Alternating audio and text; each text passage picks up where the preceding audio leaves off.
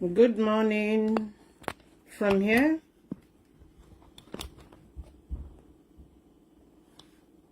Good morning, good morning.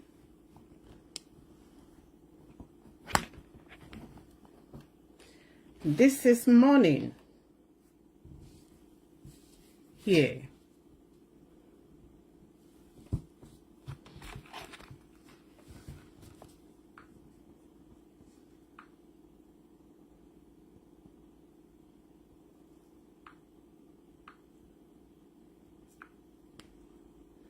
Good morning, my fellow Biafrans, IPOB family members. Join me this morning today, Saturday. Today is 29th, I think, isn't it?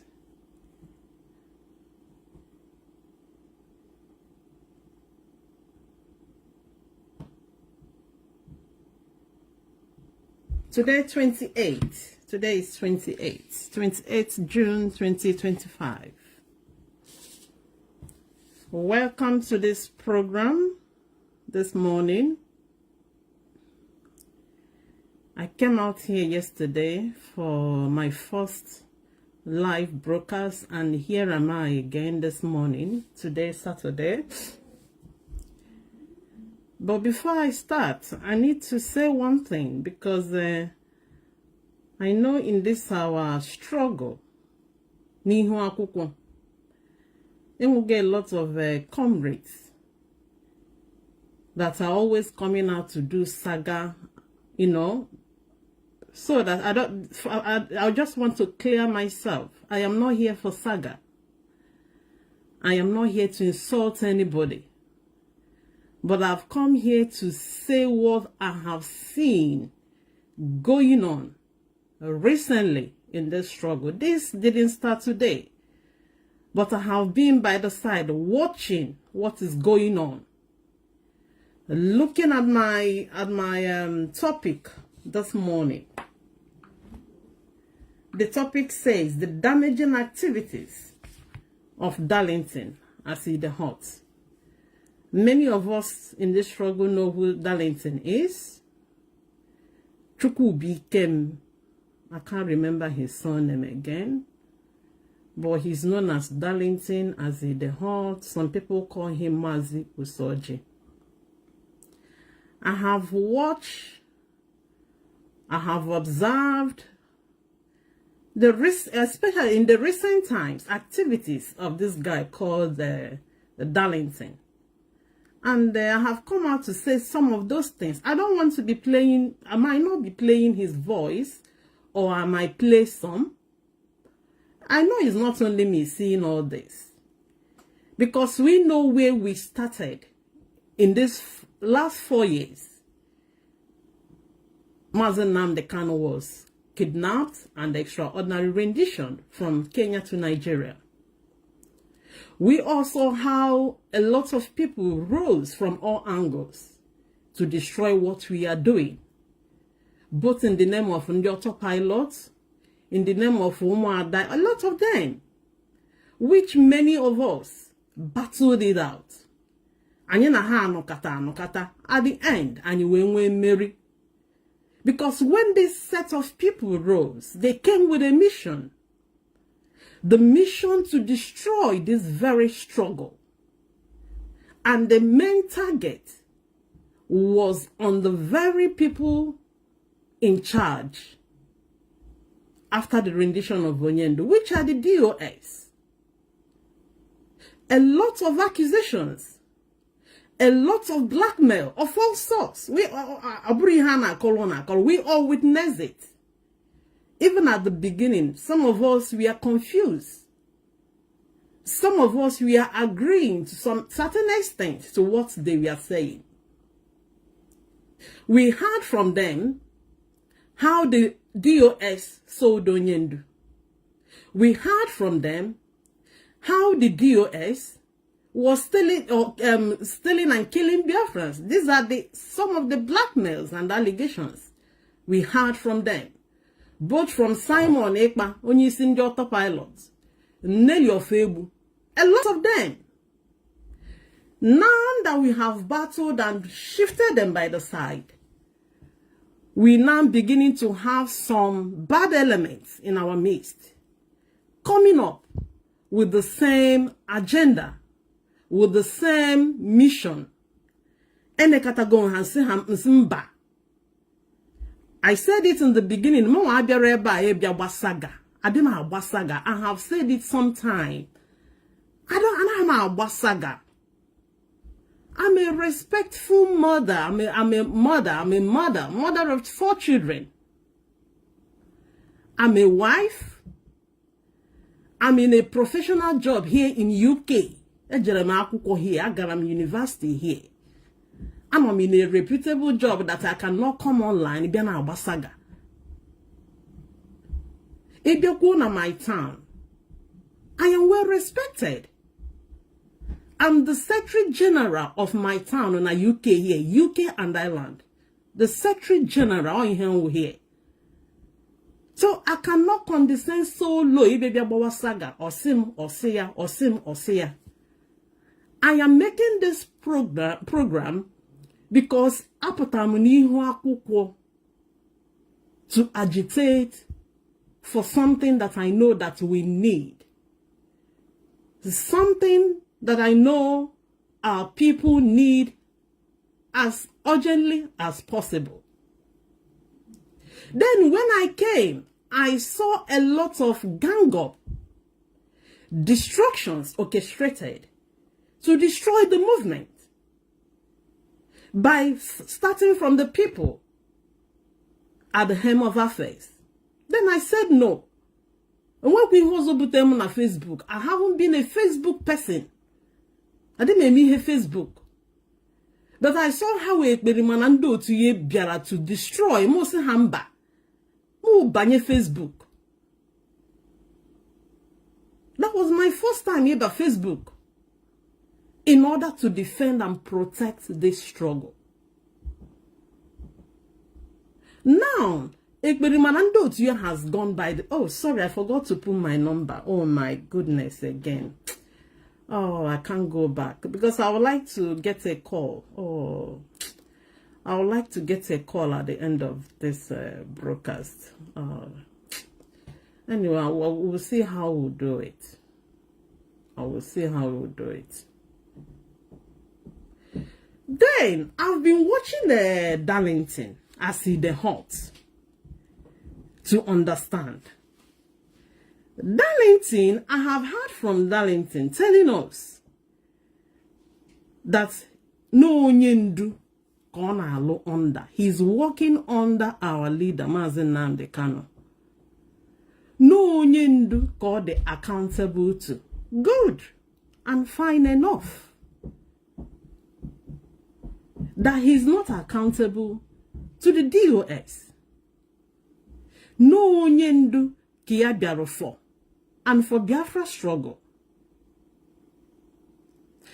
I have watched him at the beginning of most of his broadcasts. I will see him singing praises for Nyendu, which is good and okay.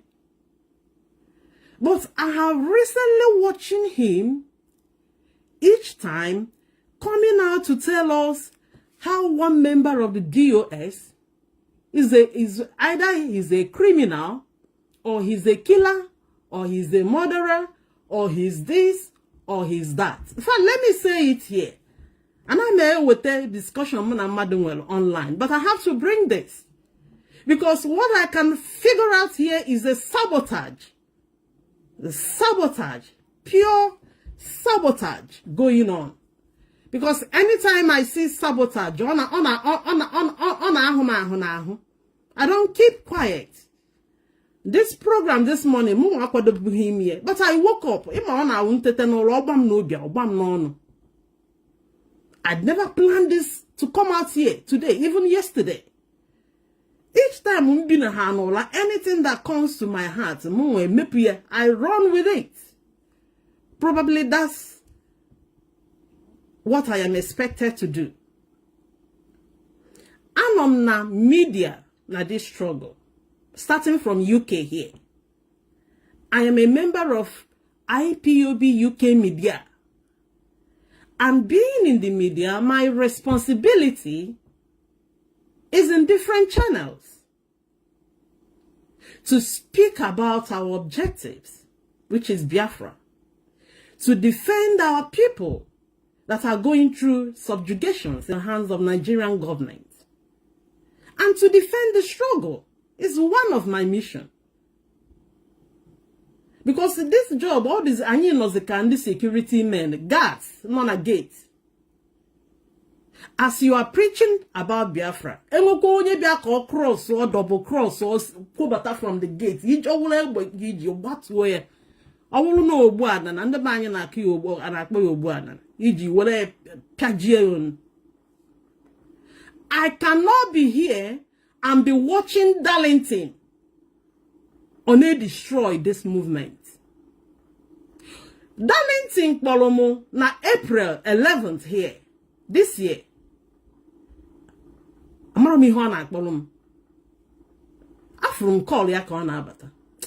was reluctant and said, Honya. Because Honya, this guy, I have confronted him. I think last year. And when Wapota made program, Osianina, more spirit is now talking to him.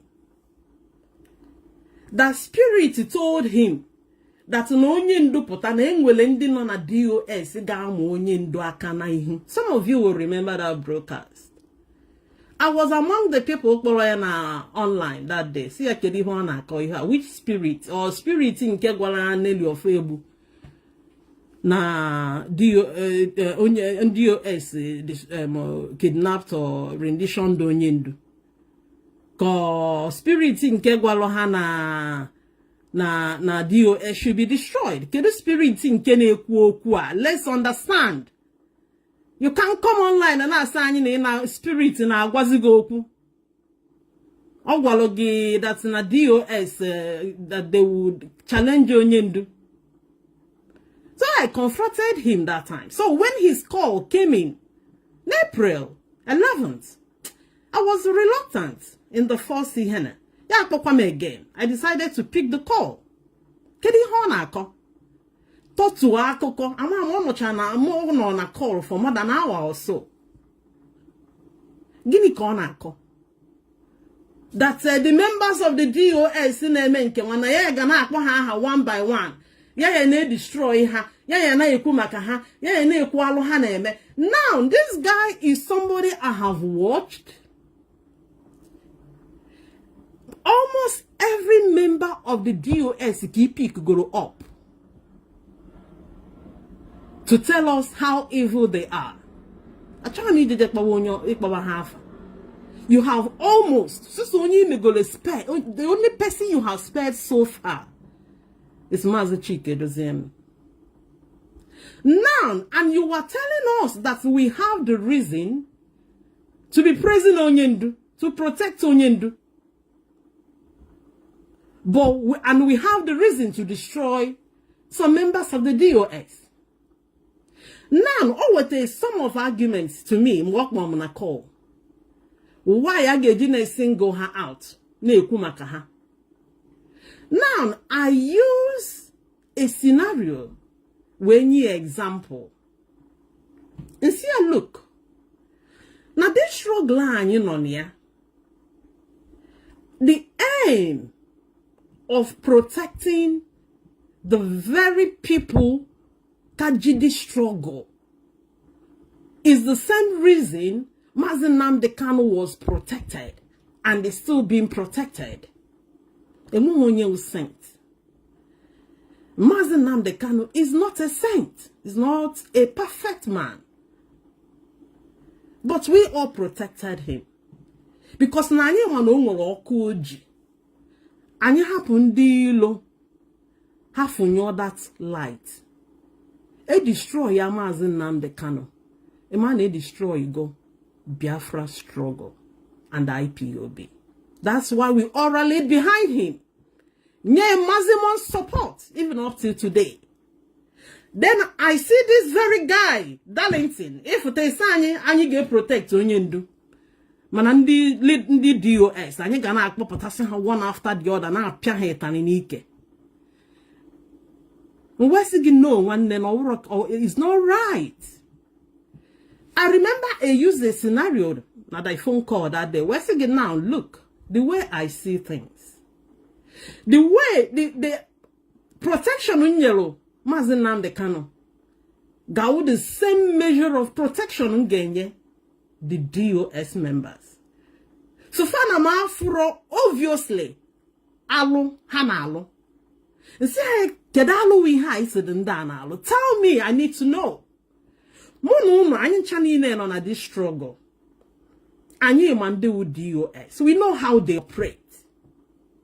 And when the allegation wetelu n'isi ndị a, anyị ga-asị this is the reason why we should destroy these people. Mgbe buru ha ebubo na ọha alele onye ndu. At the end, all of us saw that is all lies.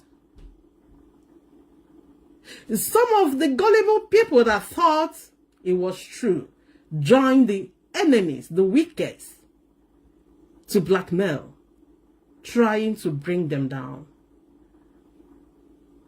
But the movement is heaven ordained. And now Darlington has risen. Onyo ketena no Mazi China Sanworu. In the last 2-3 days about Mazi Nwuru, more in against. Ana favor.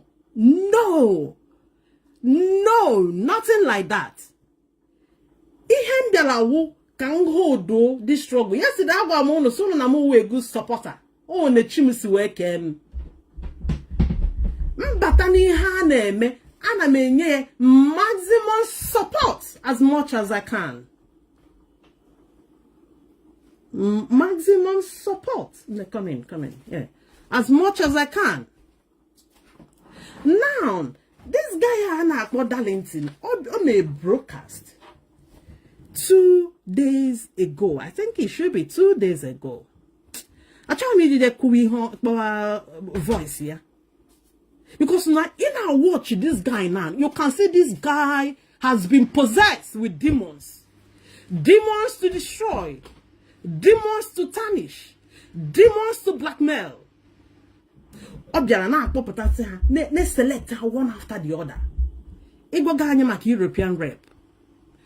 Ego ganye maka onye in charge of media. Ego ganye maka Mazi Yoba. Nka ina atani ya kachingom. Ona eme odika yefu ona adigi ka ya so no ihene. Meanwhile, you told us igwara anyi wese anyi na ewu kedi ha assistant Mazi Nnamdi Kanu. Iwe gwa anyi na itoro many of them na struggle. These are some of your words.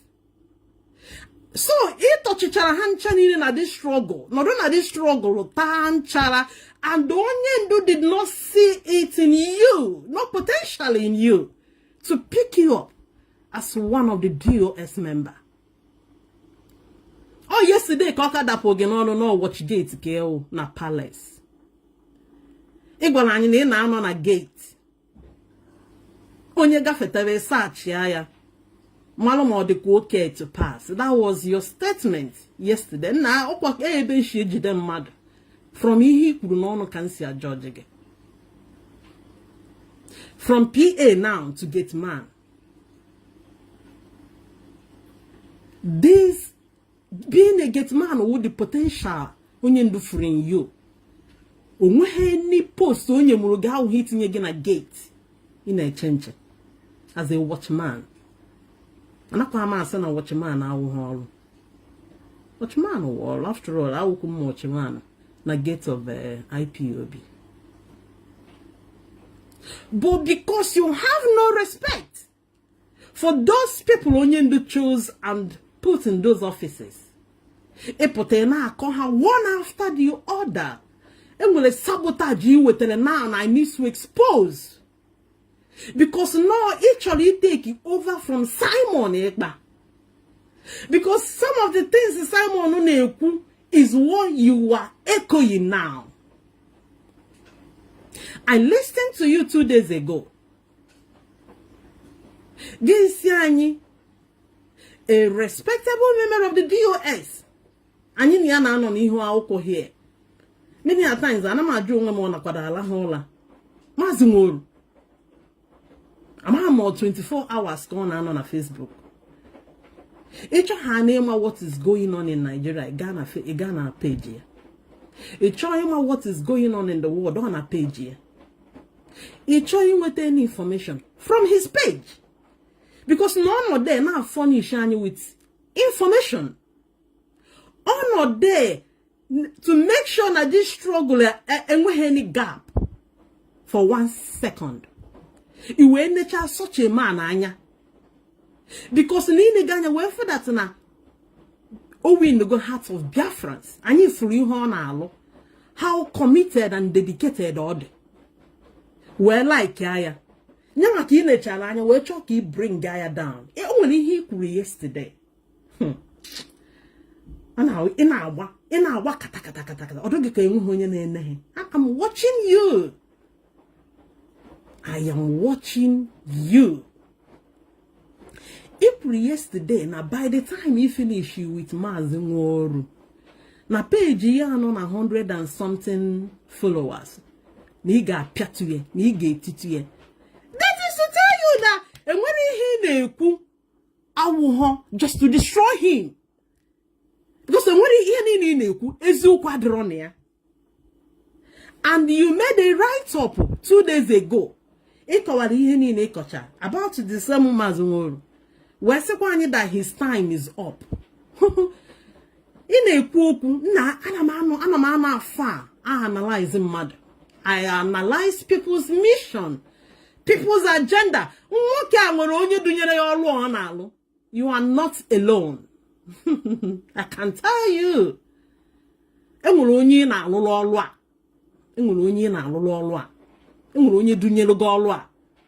And that's all is to destroy. As it is now, this Biafra struggle, you are not anywhere. Can your contribution? From yesterday, in Akbari, everybody.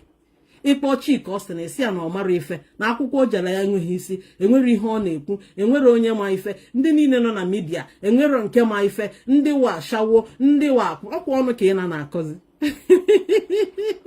Mazi Osoji na ọ na-akọzi ọnụ ọnụ ka ị baziri nwoke na-akọ ọnụ ịpụta ị na-akọ ụmụ nwaanyị ọnụ na-enefe ị na-akọ ọnụ ịkpọ ya ashawo Libya ịkpọ ya akwụnakwụna n'enu Getman Osoji na-akọzi ọnụ na Facebook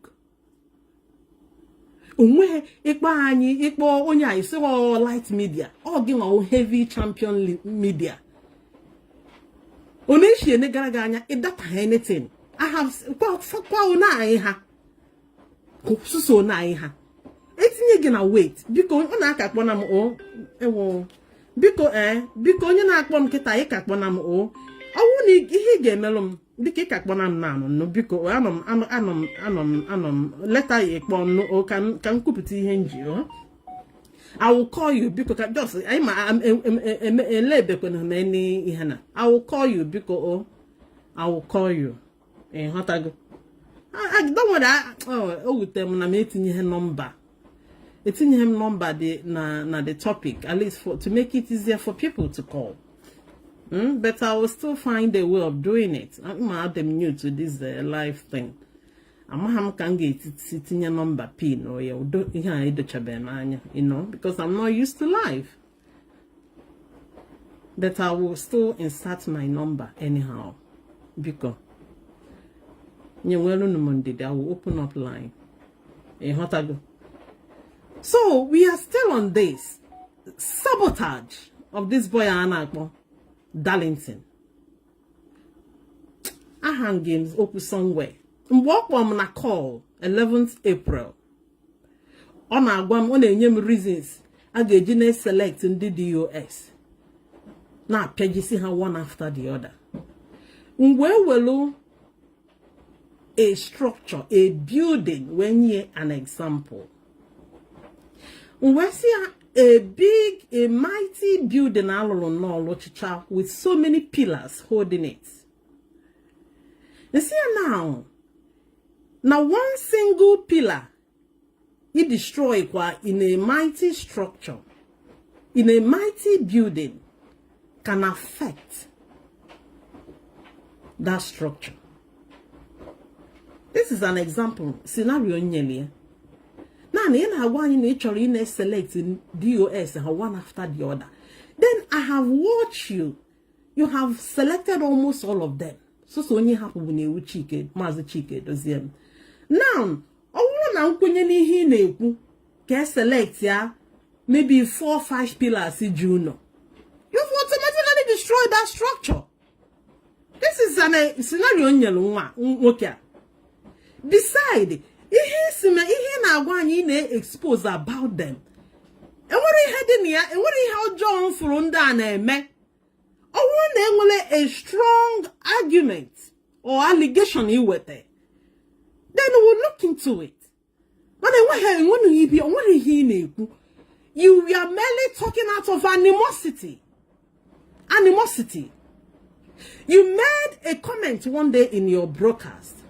Isi anya na mgbe onye ndu no atụ na ina ha ala aka ego na enwe ha n'ihe n'idiri onye ndu ije etu onye ndu onye gi ya emu yi na-ekwu okwu ana m apikọrọ gi ya because I am a very good analyzer nne ana m watch na agụkọrọ ha what could be your agenda.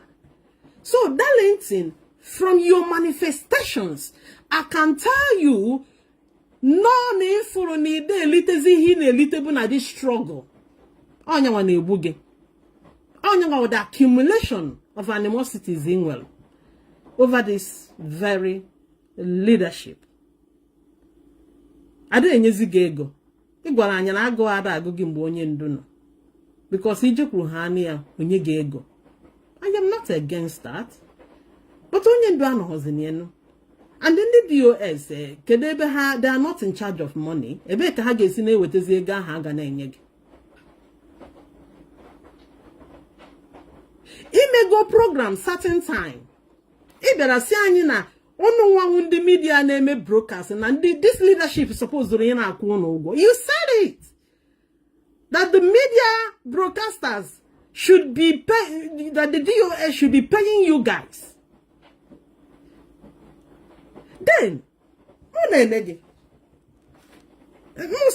another thing in a this guy can I go from a ponye ka ga-esi na akwụgo ụgwọ a.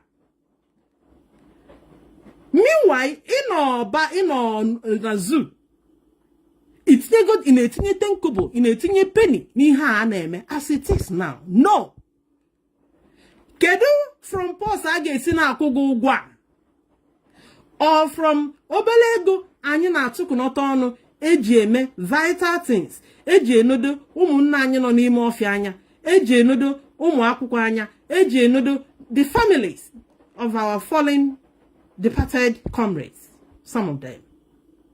Call our comrades no diverse DSS facilities.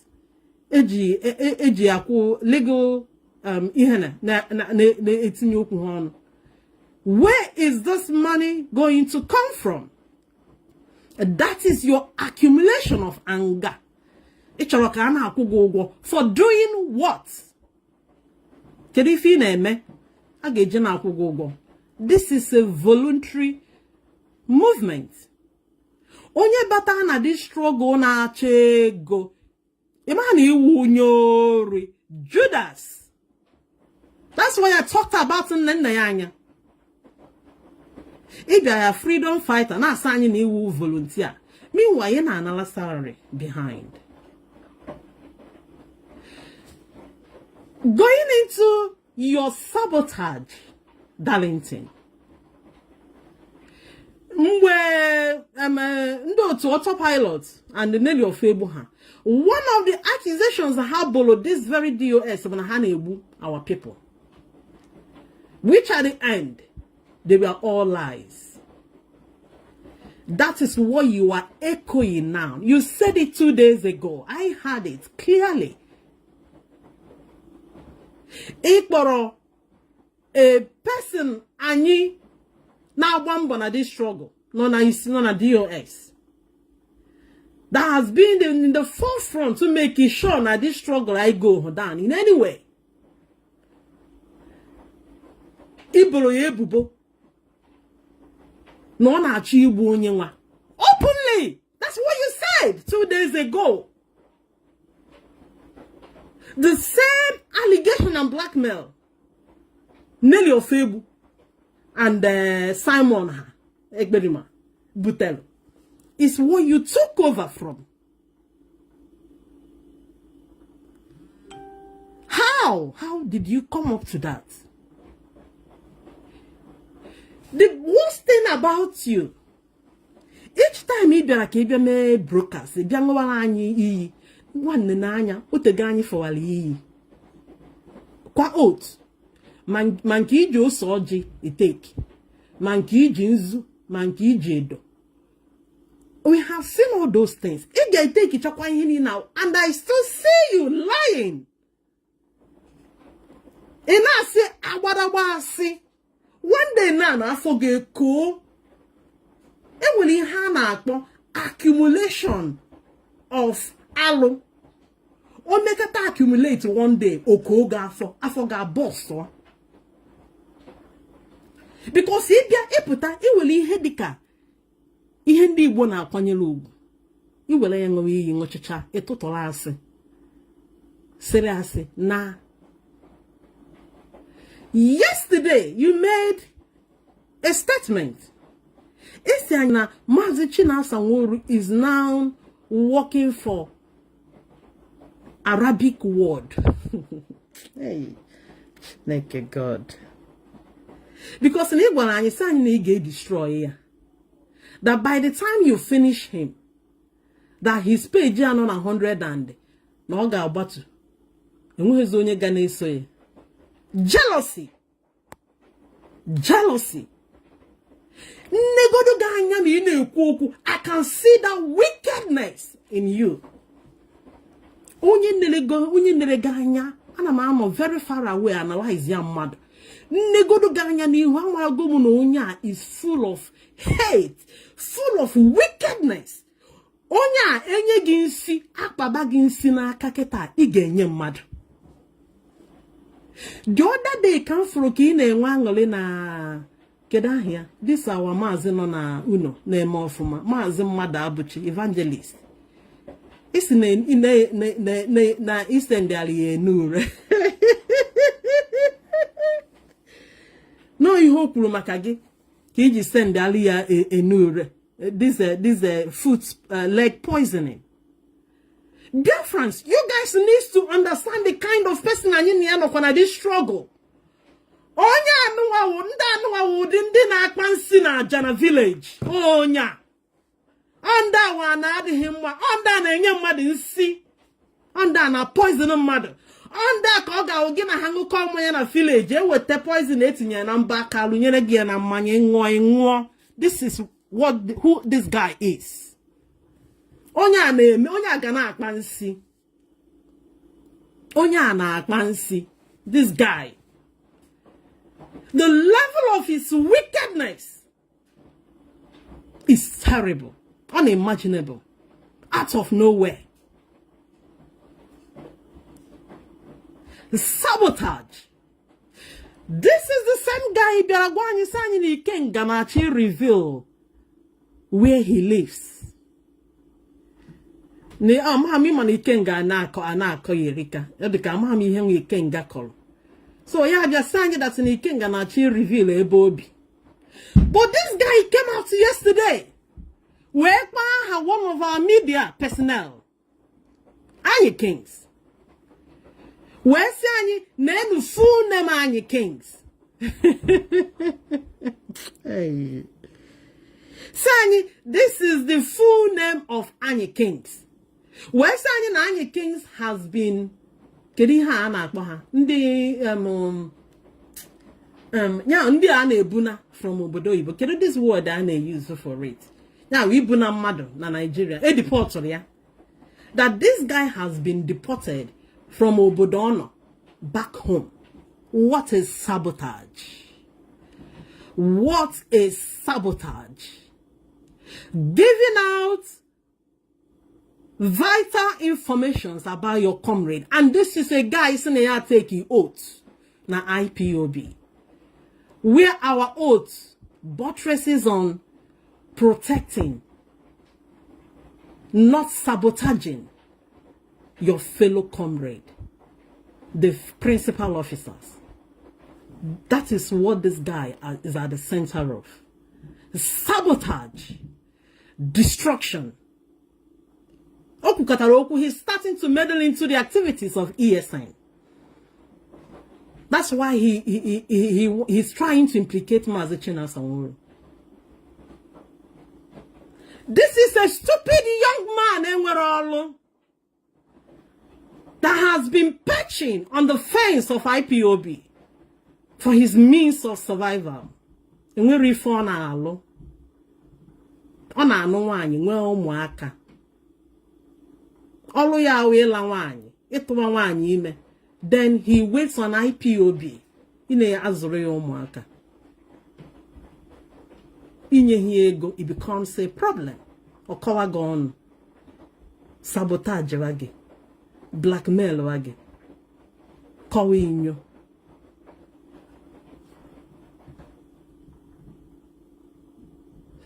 Almost every member go jidere na cho and amahamo ihu jide kpoba ma amahamo ko solicit for my na alo at my age kanga no kata just support wave. I'm not into that. I wouldn't do that. Omokwana mo no under oath not to destroy hanyi na eme. And this is a man in a member of Palo Sojina, came Mekataku and I Mazi Soji. I can walk on Naval Halley Soji. Umbo Naval Hallins, Naval Halliedo. In order to convince us, in order to let us know Nihone ku ways yoku. Meanwhile, Asiko Jiri Hiwi see. This is a very man, 2021. During the time when this guy told us no nyendu tinyerie. Oh, sorry, because let me turn off this washing machine. I need disturb me. Sorry, just give me 1 minute.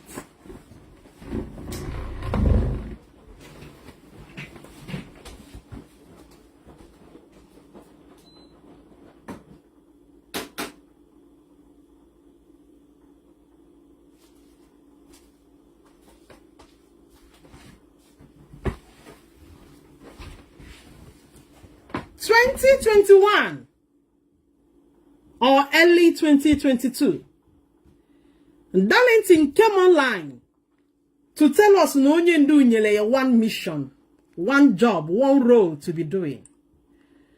No nyendu ya we hand over to Nelly or Febu.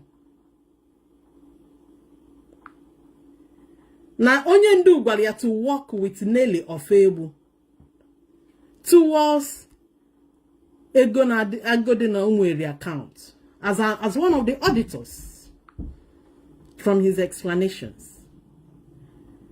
So he worked closely with Nelly Ofebu and Madam Oyibo from his explanations. This man on Agwani how every member of the DOS should be brought out and being destroyed. No, all till today, account. You worked closely with Nelly Ofebu and Madam Oyibo as an auditor, according to you. I'm school ijere. Iji we will audit. I'm course email. Iji we will overnight auditor. You worked in an account, easily go then a data account. $750. How many billions I got put in Naira? These women work a lot of ways, and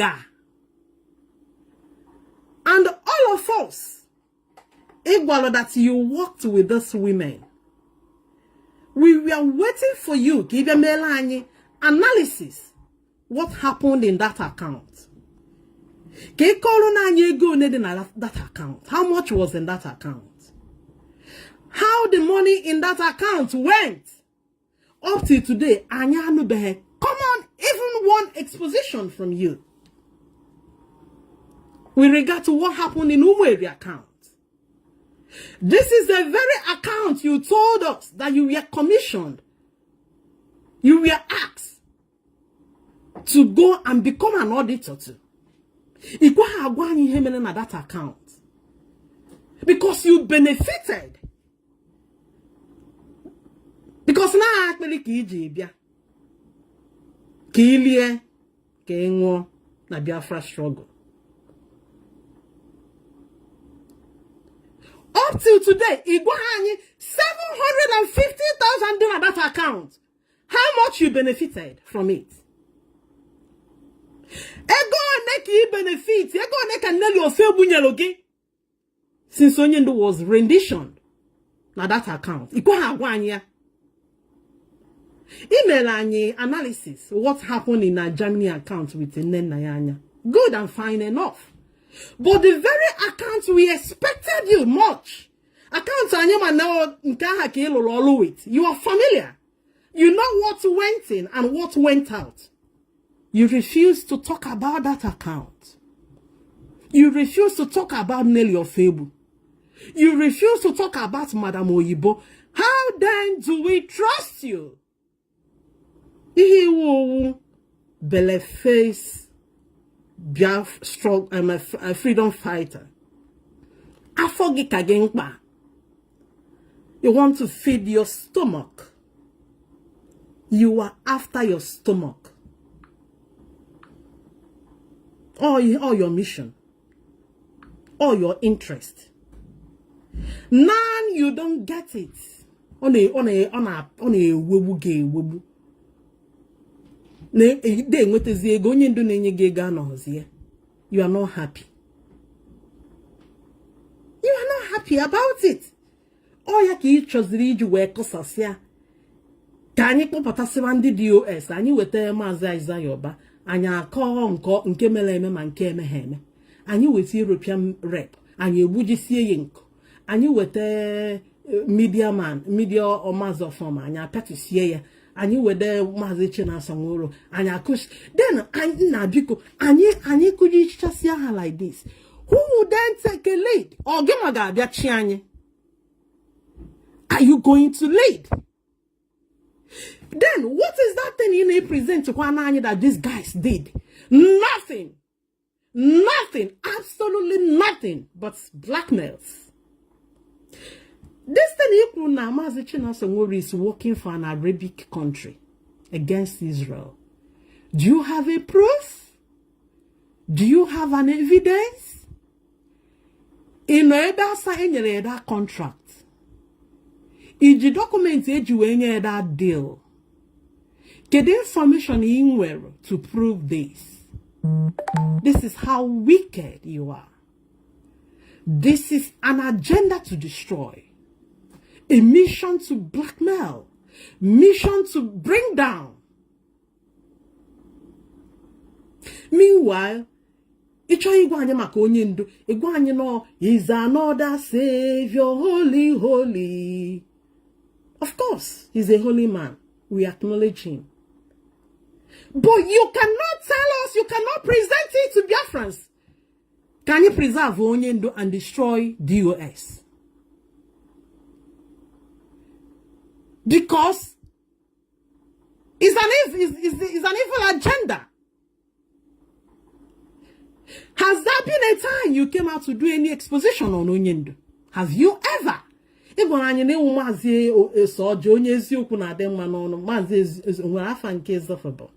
All manner of names in Wise Wadena Hancha. In Aza is Esiokubondo. In Azo Soji, in Ijo Soja, and Iji Zunedo, Iji Darlington, Eoma Prince. In where manner of names. Obelegi, this small you, Kwafunangi. In a nike ganya, open ego ego niile iliri n'ụmụ edi account ọ pụtara gị n'ahụ a na-ene gị na a na-ene ihu gị as a man ewu ka ma otu mkpụrụ ajị adịghị n'afọ ọnụ gị upon all the money you swallowed ahụ adịghị gị you are not well by me looking at you. That is the danger of ili ego ọbara. Ṅụọ iyi with ose ọjị a because na achọrọ m ị na-aṅụ iyi a ose ọjị na nzu na-ede ọ na-eme accumulate on your system ka ọ ga-awụ the door ọ ga-bọs o mee gị o kwenchia gị. Ṅụọ iyi na that 750,000 dị na $750,000 na-enweghị ego si na ya baga ọnụ. Ị gwara anyị sị anyị na-enwere ife ị na-eme. Even your friend who Metusala, on your advice the other day, that was the only truth I've. That is the only truth I've heard from Metusala. Metusala is again one day people get your chose here galo. Because everybody man where if you now. That is why you're always very angry. A jobless man is an angry man. Because he being with the hego about online. Bawamba. But we Chawoni nema accuse. You went a chamado de kachi Mazi Chinasong. Where chalky baby bring Gaia down. Can you join Agi? Can you follow Ogi? It's Botonia sick. Neno game where we feed him yana this struggle. But go to Mukedo your position, can they be equal now? Nya wona anyi mewe by way kede ba anyi ga-ewe mo ko na etinye gị na weight na this struggle amaha mmiri zukwara 1 kg ihe njikọ enye gị 1 kg na ị na-apụta abịa go holy holy holy holy Nnamdi Kanu is another sin. That is only 1% nka ga-enye gị, but in every other angle ibi dala zero.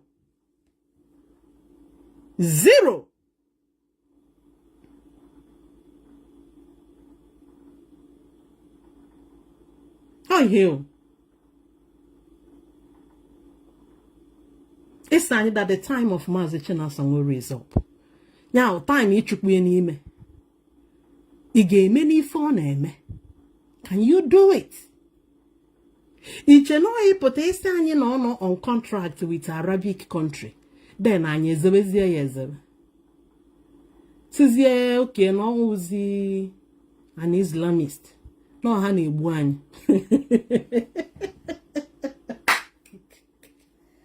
Hey! Okwoje no ntajo soje na angwele na oke anwi.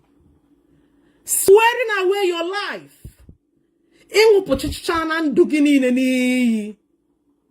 Inwu chicha iwe tutola asi we jebe. Eziokwu adịghị n'ọnụ. Full of wickedness. By me looking at you, I'm mando to you na enwekwa anya. Una na afụkwa ụzọ. My comrades, una na afụkwa ụzọ, una na afụkwa onya. Una na afụkwa the intentions of this guy. Konu na afụ, una na afụ ụzọ, koso mo na afụ. Una na afụkwa ụzọ, una na anụ ihe ọ na-ekwu. Kedu reason anyị ga-eji wee destroy this DOS? Kedu gwanum reason?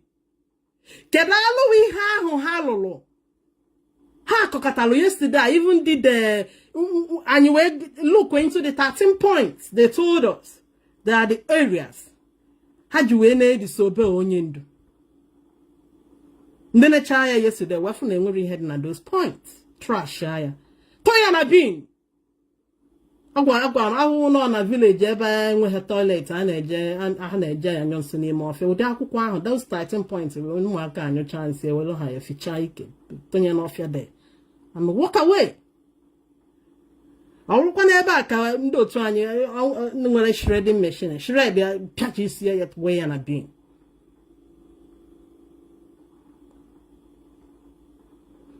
This guy with an evil agenda, Biafrans, I need you to wake up, open your eyes.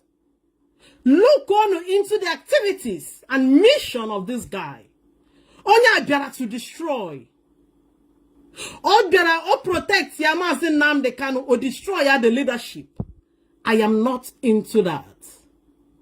The same respect I accorded to Onyendu Mazi Nnamdi Kanu is the same respect I will accord to the DOS. Away to the DOS, this struggle will fizzle out.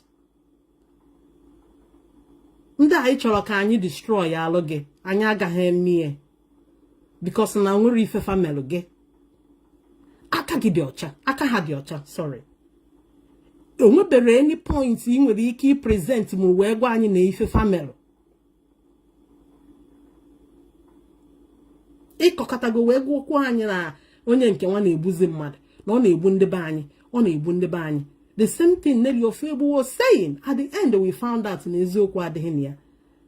Ino na ebe ino na obodo west. You are in the western part. You're not kudihi n'uno. Ino de we malu ihe na-eme na Biafra land. We malu ndị ha na-egbu. What a shame! What a sabotage! Epụta n'ihu akwụkwọ ekwu such a thing without any evidence. The same thing anyị ji wee chụ ekpere ma ọsọ ka ịpụtara abịa repeat kwa, and you think we will clap for you. Iche na anyị ga-abịa tiwe mkpu, hey, hey, hey. Imokwana our minds are made up. Ịda afọ ife na-eme.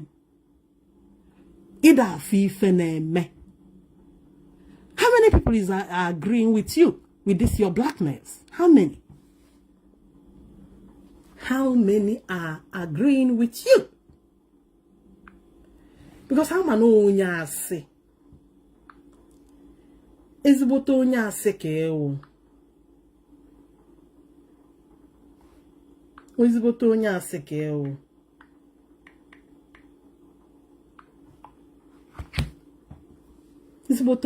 ka ewu.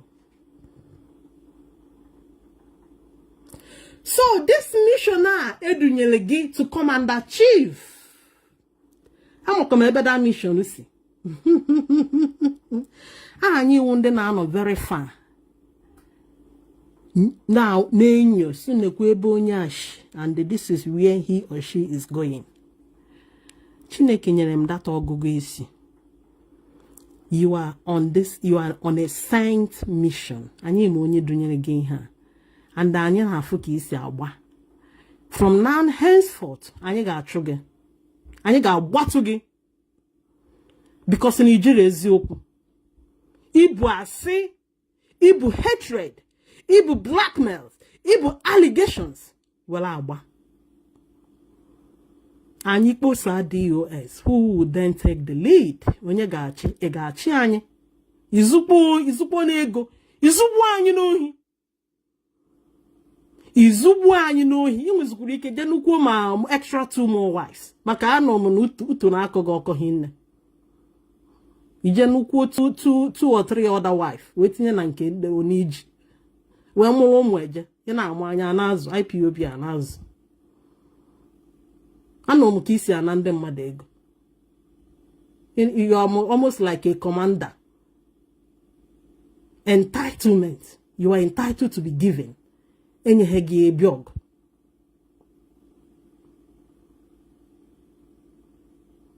We will be watching you from now henceforth.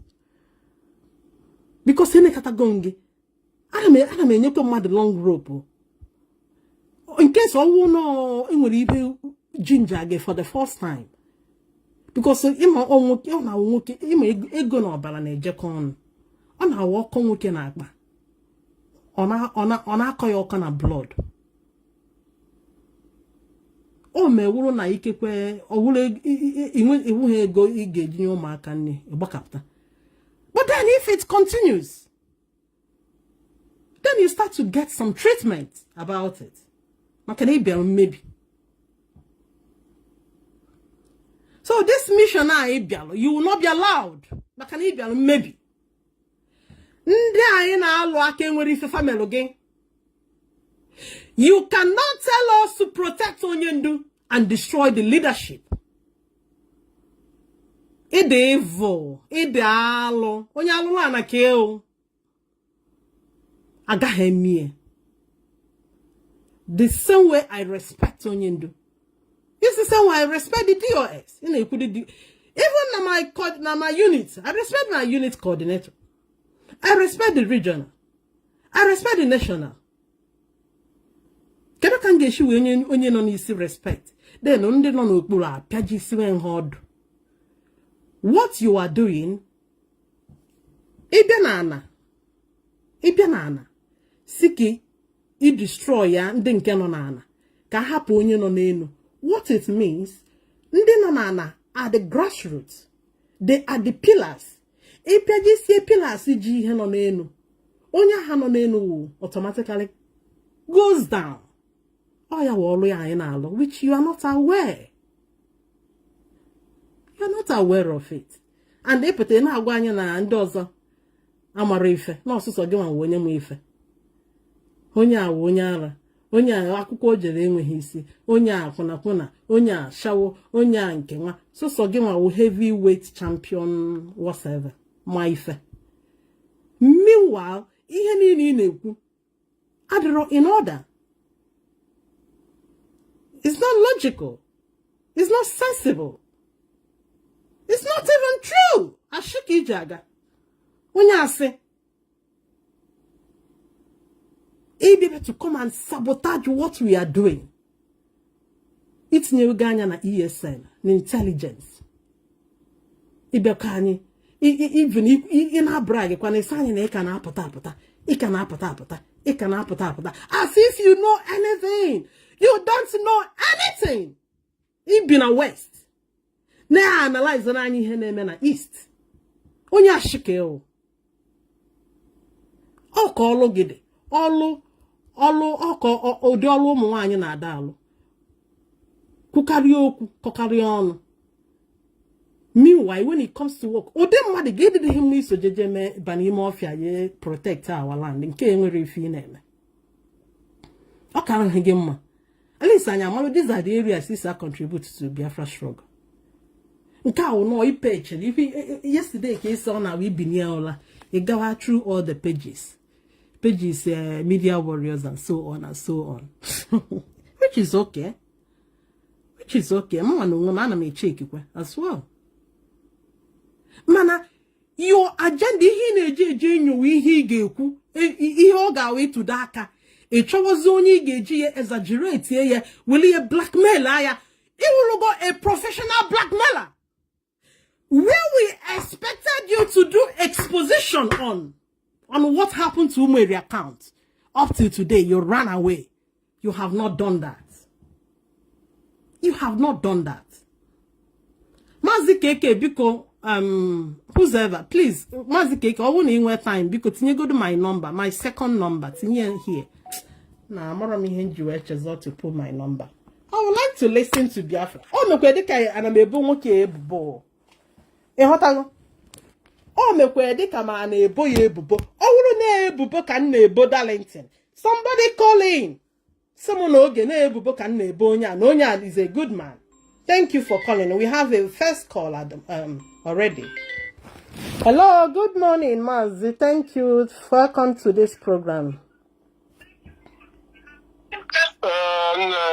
Good morning from here. I think the number is there already. I'm putting the number here. Okay, sir. Yeah, this is your live program, yes. Okay, sir. I really want to appreciate you for this wonderful broadcast. Why do you like Biafrans? Because of Biafrans, the talented, you know. So when you see people keeping quiet, you think that they can't do what others is doing. That is who we are. We can do anything without even going to school for it. Onyendo has said that thing many times. I really want to appreciate you for coming on yesterday, today. It's not easy, but here they put in here. You will be pushing I want about saying this boy called Darlington, you know those days when an Igbo man don't have a child. Yeah, I think that is how Darlington came to this life. I recall while seeing the other Darlington. So, men looking at him too, you will see that our is going work out. So I don't blame him. You come to blackmail Chinasa, you come to blackmail Awan, you come to blackmail Ofoma, all of them. Biafrans, why this guy never blackmail Mazi for now, which is coming, go and mark it somewhere. Is because Mazi always give this idiot called Darlington monthly salary every month for eco-source children. He also now was here with eco-source in care upon him again because he's good in monthly salary every month for eco-source children, the 3 children. But this guy eat those money alone. Biafrans, as we stand now, we don't even know whether eco-source children is going to school. But we keep quiet, make peace, then discuss so we hear somebody. But this is the reality that is going on in this struggle. Some people that this struggle, to tell you the truth, a poor man don't supposed to near this struggle. I'm sorry to say it, I know that everybody cannot be rich, but anybody that is dubious about money, anything happening, get money, and making we are able to money, one they run away, one they will marry, especially when you come to us Igbo people. Anything you are doing with Igbo man, here booze up, ego. My brother, observe yourself and go and get out from that thing. This boy, since he started this, even when volunteers are coming up in Onyendus, Afariquibe, all man to navigate, now Obudokole, now was a get man. Before you come inside to see Onyendu, this guy will ask you to go and bring palm wine and the cocoa and the plantain before he will let you to join ESN and volunteer. Now, I join his best friend, he also joined the ESN. But this guy today, up to today, never come out to tell the Biafrans what transpired since he knows how to say the truth. He knows how to blackmail Chinas and Wolu. He never come out one day to tell us what transpired between him and Nelly Ofebu. And even in Nnamdi he is dragging today. He never tell us that in Nnamdi even always paying him monthly dues, which don't do others. Hey. Come with this guy for one at this struggle. Or what about 1 area before? Let him come and swear my 1 area of banana this struggle before. Before he came back from Senegal, a principal officer, DOS is insulting now, was the person that bought his flight ticket for him to come down from Senegal to Nigeria. I was such a on the Chayabala Lagos. But this guy will have the audacity every day, believing that nobody will talk. Now they want to bring China Saddam. That is 100 page, you will go there. So you don't know. You don't know that Opa will live to Grenade. We know, we have been saying this thing even since last year, 6 months ago, that the internal enemies are coming. This man even called Chinas and what have been saying it. Me, myself, I have been saying it. The internal enemy are coming because we know when they started planning this thing. They were from the right time 2 years ago when Darlington confronted me for me to accept Gables on our monthly salary every month.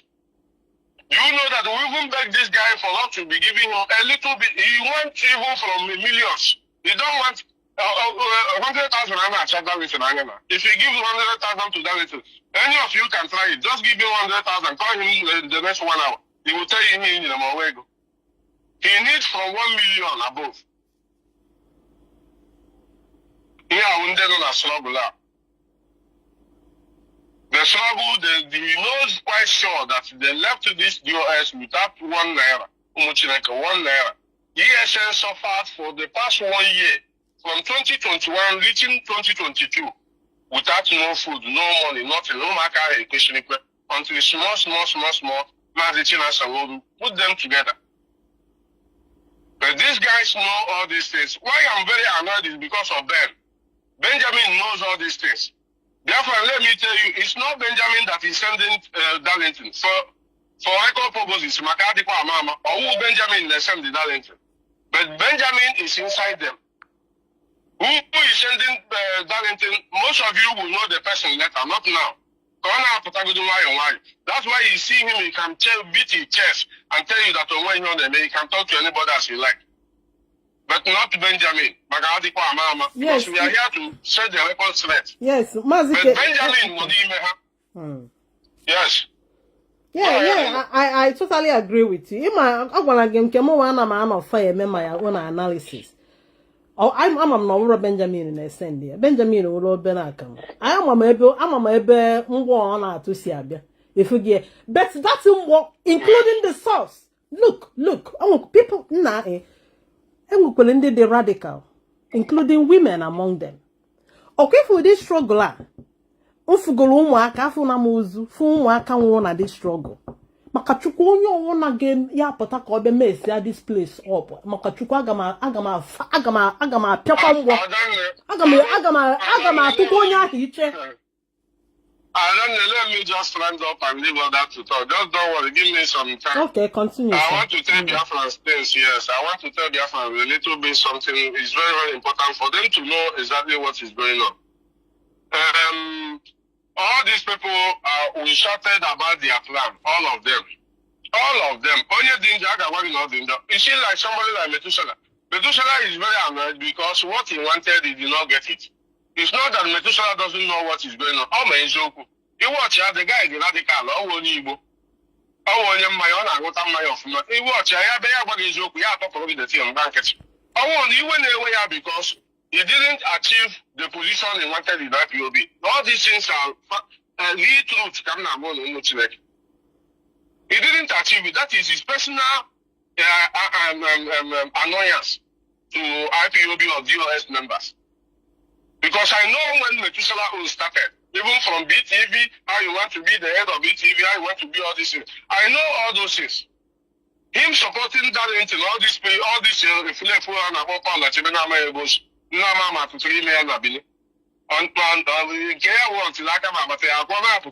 continue because I will tell you the way it is. And I'm going to so, but that one is not my business. You can say anything you want, it's not my business. And you're working coming to Darlington. Darlington blackmail Mazi Biafrans, listen carefully. Because emotional blackmail is very dangerous. Internal blackmail is very, very dangerous. You want us to come and talk about people, but you don't want to tell Biafrans about what you went through with Nelly, Madam Bridget, you only come and tell Nnamdi because of Nnamdi refused not to be giving you the money on to sign to him for her to be giving you. The woman later cut that money off. He become annoyed. That's why he said about Nnamdi very late. Because you don't keep records. That small attack because of the woman refused. Exactly what happened to me. Because she refused not to be giving him that money on the before. This guy was a devil incarnate. I can tell you people that you see Darlington. Is more dangerous than Simon ever I went to Finland to confront. That guy is an internal destroyer. Messages that is what he does. They have sent him now to concentrate in Chinasa. Even this thing I'm saying now, he will not attack me. He will still go back to Chinasa. Because that is exactly what they sent him to do. Focus on Chinasa. Make sure you destroy him. Make sure that Biafrans hate that guy. He knows the truth. If all of you can remember when Mazi Chinasa come on air, we do Biafra, and explain that thing on the Obla that was now. The man explained this, I have forgotten the boy's name. After the broadcast was when this Darlington Rabbit Mazi Chinasa to tell him that the name is not this one. The name of Mazi was okay, no problem. I know the guy. Now, after how many years now? 1 year and then he turned it around that is Ikonso's brother. Just to do what? To get at Chinasa. But Darlington, I want to tell you something. Emma, there is sometimes in life I say, let us move on, let us move on. But when you reach to the end of that thing, the thing will turn back and face you because he has no other exit. He has no other exit. Go and make this thing now. You believe that only you are fan Omega. When the people have died in this struggle, like you always say, Biafra is for all of us, everybody. Mazi Nnamdi open his mouth and say it. He said, even me cannot destroy this struggle. Only that word alone, he said, even me, even Yawa, cannot destroy this struggle. The structure of this IPOB today is never the structure of Wazirike. Let me remind you. Mazi Nnamdi beat this struggle, the structure, to the extent to where he can never himself destroy it.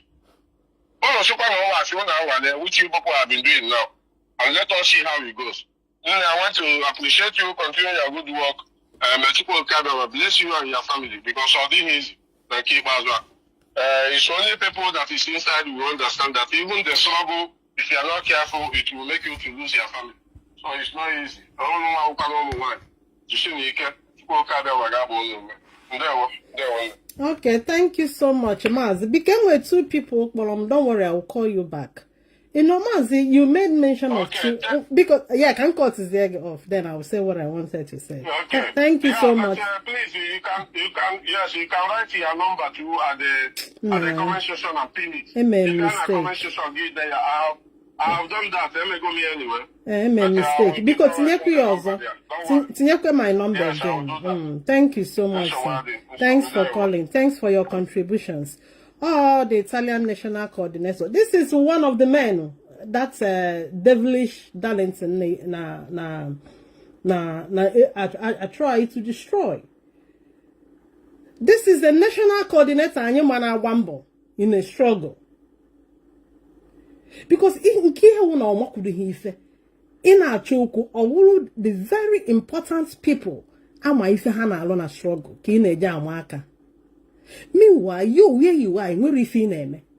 Before me kita na this guy away go ihe na ayo. Nobody told me. I'm happy that this Mazi Kurokunan has confirmed. Even how Guamono soon na the only person who can explain among the DOS who only Mazi Chike does them. I didn't know there's a reason for it. Oh, Mazi KK Kuye now. That Namazi Doziem has been giving him monthly salary because of whom we call so Yani Yabi. It's to tell you now, Unya no wa bele face freedom fighter. Ina hane ego. You be in his good book. Any day kwa ega ha season, no matter kwa no ogeni ine biye. If you obiaragi brokers, mega analysis. Evil analysis, blackmail in the name of analysis. Okay, this Mazi has as well confirmed. No, on agitate ka has monthly salary. And the from his mouth. Darlington said it. That the struggle should be paying the monthly salary. How wouldn't do if I should ask? And from whose pocket? This is a boy Ege Sharon the struggle is coming from. This is a boy Tenkuboye Peniyana Haba. But each other one can others in with the cases from that now could get your salary. And how greedy on your read? You know, 100,000 other adequate here. And with somebody not column from UK here. Then we take on ya say ego. No one akatazili ego at a time was severe na dioku. The woman has to cut him off. Ona to collect money, to ask for money. Ona we no entitlement here. Media warrior, heavyweight, heavyweight. I don't know what makes him heavyweight champion or whatever. Kedi na alo to become a heavyweight champion agana ku heavyweight salary. What are you mother again? Ndiori kakwa nonko na this struggle. Ndiori, ndi bia loka habia bele face freedom fighters because I'm lucky you get with two other people I need to call because you got the noko. Lucky because tinyere this number na-etinyele this number na online. Enwere 2 people who ụzọ wee kpọ. I need to call them. Don't worry, akwa no me ebe na okay. I have time, so I need time to talk. Aga m ewebatacha onye ọwụna. Enwere onye kpọ m. So let me call this person back. Ọwụkwa na onye ga-asị anyị na ihe anyị na-ekwu ụwa so na Darlington o sent. Ya bịa ka ọ call anyị. So, comrade, I don't know who you are. Just pick your call and tell us. Hello, good morning. Welcome to the program. Good morning. Ademma. Okay. Arize Mbamalu from Ireland. Okay. I'm just trying to chip in and what you are saying, but please don't hurry me because you see, anytime this Darlington matter comes up, I take it personal, like not attacking him, to analyze him because people don't know about Darlington. I've known about Darlington for many years. Now, Darlington told Biafrans that he left everything he is doing, went home, told Mazi, I will be with you here until Biafra comes, right? That is a fat fib. That I don't want to use lies because I want to put a little bit of respect. It's a fat fib.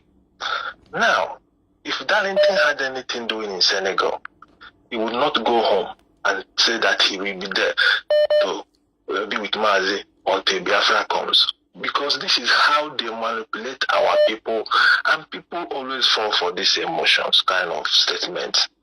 Now, can you imagine me and you say we leave what we are doing if we have any good thing doing and go home and stay, and then you don't turn around to become a beggar?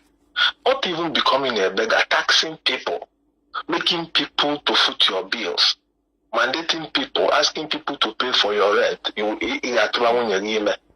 But the guy got SMA. So, and people are believing this guy is dedicated. That about Darlington were criminal. For his name was something on them and Senegal happy. Darlington was going to Europe by foot. Luna Senegal stranded. Here Biafra Daputas, Darlington Abanaga. Nanya, about whether Madam will kiss you and attach yours. And Darlington, one second, comrade. Because a lot of call is coming in here. Because don't worry, listen, please. If somebody is speaking, don't call. Call on Anina. I will call you back. Man, because I gonna brief. Comrade in a cook it. Because call to wire short to call the too much. Or the too much. Okay. Can you make it about everybody? Okay, thank you, no problem. So the thing, Darlington has been a devil. Darlington is the most wicked human being I've come across. And if you look at this guy, say the caravan, every time he don't even have the balls to fight alone. Bobo not only made this thing, or try to recruit in the group. Two of you only too. That's how they did to this person number one. That's how they did to Mazi or recruit to Ben Kanu Italy. Like when came on a bany, among one the China now, Mazi Melbourne and anyway. Or recruit to her recruit in Canon Austria. This is how he does. Umugara declared that they follow somebody. He cannot fight alone. He tried to recruit people all the time to fight. Darlington, and the very wicked human being, we have to need to go to Paul. You know, go to the in the Paul, the wicked. It happened here now. You're going to happen here now. What is he now? I send the guy. You think we don't know? But this is the same guy put on and said, remember his broadcast 2022. I will keep working with Nelly or Febo. Nothing, nobody can change. Mazi will work with Nelly. I will never stop working with Nelly. Very observant. Darlington, then why did you stop working with Nelly? Why is only Kanu on your go instructions stop working with Nelly? Because now in the DOS man, only go ahead. So did only give you go ahead to stop working with Nelly or with Darlington? Darlington will okay for that guy, Ozaga no ebe. Ozaga also if you can new camera and you to pass it. It can only make you see it. Very useless human being. I told me that person about Mazi, that you to me time here. Nkube consider about Darlington. For me or not for me, I know him already. I'm just talking about those who don't know him. I know Darlington. So my analysis is for those who don't know him.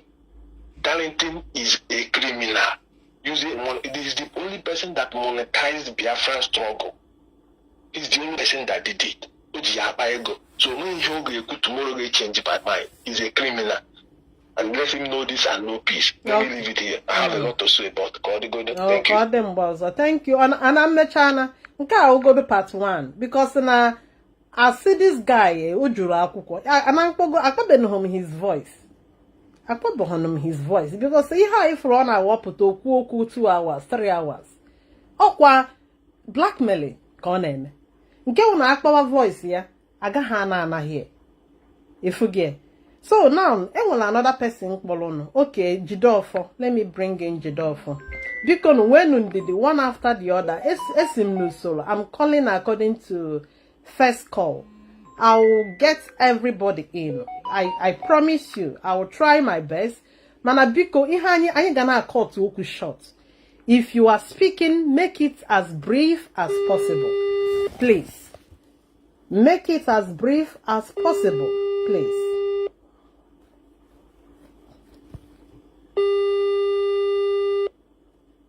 Mazi Jidofo, I'm calling you right now. Pick your call, and when you come in, make it brief. Now, because make it brief. Oh, call to Okugin Kenke. I want a lot of call.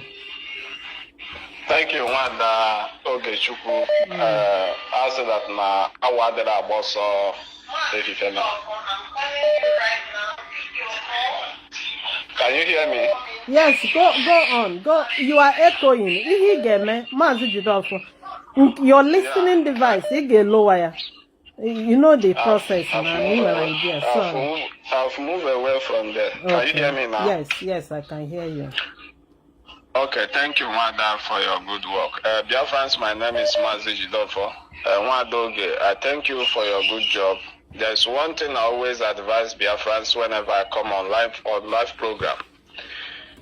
Anytime you depend on any individual for the goal of Biafra restoration, you will fall. That is certain. Your gaze and your focus must be, what can I do to restore Biafra? That is one thing I must continue to say to the hearing of our people, Biafrans. This Darlington you are talking about, most of the times, I myself am not that party of a saga because I don't see it relevant most time. This guy called Darlington, I could remember about few months, let's say 3 months ago, he posted on his page that Biafran should pray that all the media warriors should bounce back to their normal position. And I wrote in that moment, I said, we don't have any personal media warrior. Everybody is a media warrior. These are the period they were gathering to launch this very attack, according to their group. This Darlington that is making noise today, trying to be the most honest person, he's the only one who is speaking the truth. The same way the idiot in Italy called Paul Achebe has been doing. This Darlington, most times they don't understand that Biafrans travel around. And as long as you are an IPOB member, anywhere you travel, you will join meeting there. This Darlington you see, I live in Senegal. I know where Darlington started IPOB in Senegal. Passé zone.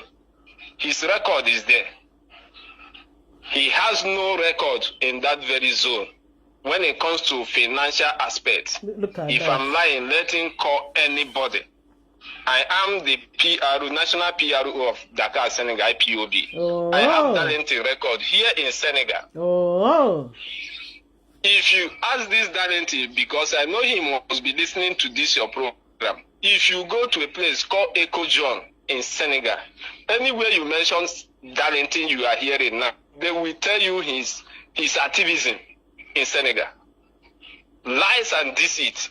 Oh. To the extent that he will continue to lie to you, he will deny his identity and begin to claim that he's from Okija, Anambra State, because his mother is from Okija. This Darlington you see, you know, most of the times when we kept quiet, it's just not to distract Biafrans. Everybody has everybody's record. This Darlington you are seeing today. So today he has become a saint. Ask him in Passer zone where he started IPOB. Ask him about his financial record to this IPOB movement. You know, most of the times they will see people, they will say, oh, Metusela Butreda Mantra, just rejoin our freedom. I joined IPOB. I started listening to Mazi Nnamdi in 2013 when he always run a program once in a week. When they run program once in a week, when they did the handshake across the Niger in Enugu, opposite Federal High Court to Enugu, we were members that ambush peaceful protests there. Most of the time they will look at people and begin to talk down on people as if they are the one that have been an agent of this in the struggle. Everybody knows each other's record. So for Darlington to come and begin to blackmail the leadership of this movement, meaning, and again, you see, most Biafrans don't know what structural body means. That is why Igbo people are the most organized people in the whole world. They are the most organized people because they don't understand what structure is all about. They don't know what collectivism means. Everybody is just in position to be respected. And let us know, Darlington, I must let them know, and every Biafran. You see, the release of, you know, many people like Darlington were holding, capturing, doing camera for Mazi Nnamdi. You know, if Mazi Nnamdi is released today, many of them know, and they should know it very well, that all those should I say, opportunity is no going to be there. Because I have to go 99 at this struggle. And the things that happens when Biafra struggle was a baby, people, they were just building. How was IPOB built? If you come as an Nnamdi, we ask you if you are more than 5, start 1. And the movement has continually to grow. Now it has matured to, you know, to reorganize themselves. But they are trying to make us to, you know, go back to the same way as a baby crop movement. That is why when you talk about organization, structural body, they don't understand it. If Mazi Nnamdi, let me say, today now, Mazi Nnamdi is dead. Does it mean we cannot fight for freedom? The same way Methuselah convinced many people, they are not paying, they are not even supporting the movement again. Because they have positioned their mind in a stage whereby they thought without their faces, that Biafra, no awareness can be created on social media. And Biafra must know that this movement is a voluntarily. You have what it takes to come on social media and speak for your freedom. Don't wait for anybody. Because these are the things that give these individuals wing to begin to feel that they are the top media faces. Before Mazi KK was made national to head the media, I was contacted by one of them. They said they want to make Mazi KK. And I said, if the leadership, I told the person that contacted me, if the leadership have picked Mazi KK, it's not your duty to question the leadership. Did you think that because that person that called me said that at least Methuselah should be the head of media. He has many followers. I say IPOB doesn't run that way. Because there must be a bias. If these people now you are seeing on social media is made a media head, you will see bias on it. That the leadership want to take a neutral person that you cannot even, as in, we make a decision on a neutrality. So since then till now they are not happy. Since then till now they are not happy, and they want to use every little thing to just surface on media. That is the job you see them doing now.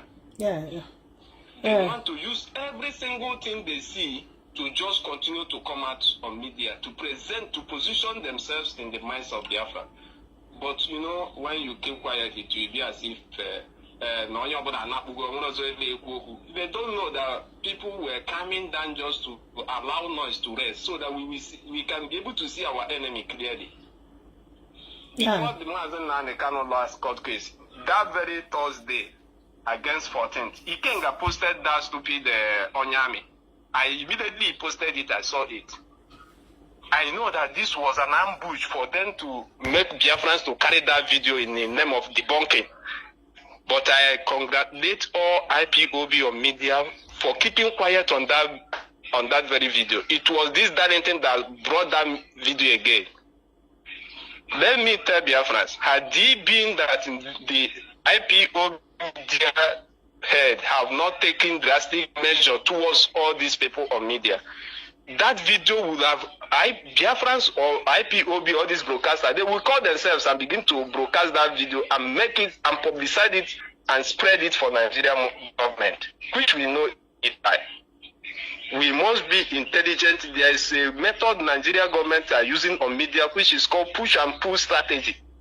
You must know when they push you. You must know when they want to pull you out to help them to broadcast or to spread what they want, the lie they want it to go viral. So we must be very, very intelligent. And the last one that I'm advising Biafra listening. Nobody has a certificate for media. Nobody has any certificate as a media warrior. Mazi Nnamdi Kanu on 2014 he said, everybody should be a correspondent. Everybody should be a correspondent. Don't look at maybe you are watching me on live program or that these are the media warrior. You are also a media warrior. Course. You can do that thing. Of course. Anybody with a phone, you have a Facebook account or any social media platform, you are a media. You are a media. You are good to do all these things. So the reason why all these things most at times pop out is because people have gone dependent. Methuselah himself were trying to create media warrior that will be loyal to him. But Chukwubuikem made it very possible that all of them remain on WhatsApp group, and today they have died natural death. Mazi, thank you so much for your contribution. And you have a lot of call here. We must continue to forge ahead. Of course. These guys, they are so light. With all his shenanigans, wait. Darlington, can you wait to Darlington? How got I'm 18 years now wait? You have got only 1 kg. Oh wait. This is very Darlington and I how also will contribute to go na IPOB. No, no na Senegal. Na gwanye na even mbo no Senegal. Onye etinye ha ego n'ihe anyị na-eme. Somebody that has not contributed financially basically from behind because they reap away from where? Out of nowhere. It was like an apple salary. Ego na ya. So see ihe wolu ya won oputa okola anyi ka o si we solo onye ndu. Si Damascus je Judah. Si Judah je Afaroku. Si je Ekwulobia. Si Ekwulobia ga Umuahia. So see ihe anụnwa. Why you ga na ejekọta all these things ebe iwu get man. In all freedom fighter with no job always end up in frustration. When you want to go and look for what to do. As a freedom fighter, I have what I'm doing. I'm a mother of 4. I have the thing. In my EJ school in very difficult. I went through it. I'm into a full-time job and all over the easy. And I'm all these things. And yet, I am contributing to high name. So everybody gets all because you will always end up in frustration. ịchọkọtago ka akwụwa gị salary. If that salary doesn't come, or he doesn't eme we leave amonsu, and that amonsu ka this na biko no call on ka na design too much. Wele nu nwayo iwe wezi n'ụlọ, aga m akpọcha onye ọwụna wele nu nwayo, ana m esi n'usoro. Ịghọtago? Anya ana m eso n'usoro onye bụ ụzọ wee kpọ. Biko na aga m akpọ onye ọwụna, ọ na-aka kpọzi na biko no call design too much. Ka anyị jiri nu ya nwayo. Anyị aga m akpọcha onye ọwụna. Nwere ebe anyị na-eje. Anọ m n'ụlọ taa. So I call again, lutecha everybody. Man, onu ga na-eme a short. Biko, 2 minutes. 2 minutes. Ikukwe more than 2 minutes. Hey, onye nka, iwe na-ewe onye nka, biko. Iwe na-ewezi onye a too much. Iwe na were nwa ya na akpọ. Let me pick your call. Ka marazie na ụdị iwe na-ewe gị ha. Comrade. Ị na-ewekwa oke iwe. You are not giving me any chance. Welcome to the program. Biko, 2 minutes. Oh. Okay, am I coming out clear? Yes, you are. Okay, actually, just Ikutoburuku Basara Kesiao Osoji. Normally, I'm about na program people, you know, and sometimes Osoji on a program recently. I will keep laughing. Judge Kwanoche na onye na-amara onye nwere ike filie na ọgụma mbiri na-ekwu okwu. I have an encounter with him that was 2 years ago. The first time Udele rise. Also, Jamaica onye Udele onwe any information about him or more bush. But because now everyone full information, everything about Udele, Ebush, everything about him. I now reach out to Osoji. Give her the whole information. This thing now a program now because I don't share it in the public. Individuals can share with. I know because of level organ. You know, what's urgent. Now the first expose about Udele. I was also laughing because one information, but he wasn't going to Udele carries the information like what you just said. But I was shocked. Mande came now was he about Udele. You know, so at the end of the day, Otaka Muna matter. Then, did she could let Munaya or just be your iPhone? You see, I know I cannot give you iPhone, and I may help anybody because now in a may help Biafra. That's not what I do. How I run my things. Or now neutrally, I'm sure he help. Okay, financially I will do, but I will not because in a may help Biafra. Use actually mug. Naga menye get that iPhone. In fact, all him up here shrelemuna Osoji. You know, so ile I watch ya problem here. You don't blame him. Where are you on now? And open DOS leadership, Baralankanwa by stop that is just his problem. Where problem was because the question, the simple question, no Soji, no in good terms with the DOS position on over now or position on organ as in your standard for now. You're not about war now or tell about the war. That is the simple question. The same thing with Onyo Hanaya, Onyo the Cordia or Metusela. Or one Metusela. No, in good time with the DOS. Position here all this issue or position here organo today. No, the answer is no. So that is to tell you that these people, whatever I see they are pursuing, is just for their own selfish interests. And yes, I listen to people's broadcasts. Like you here, first time when I get a broadcast. When I look at, when I listen to your broadcast, even 2 seconds, that now you are just there for your selfish interest. on your broadcast center for safe for your own self. You know, I just cancel that. I don't listen anymore.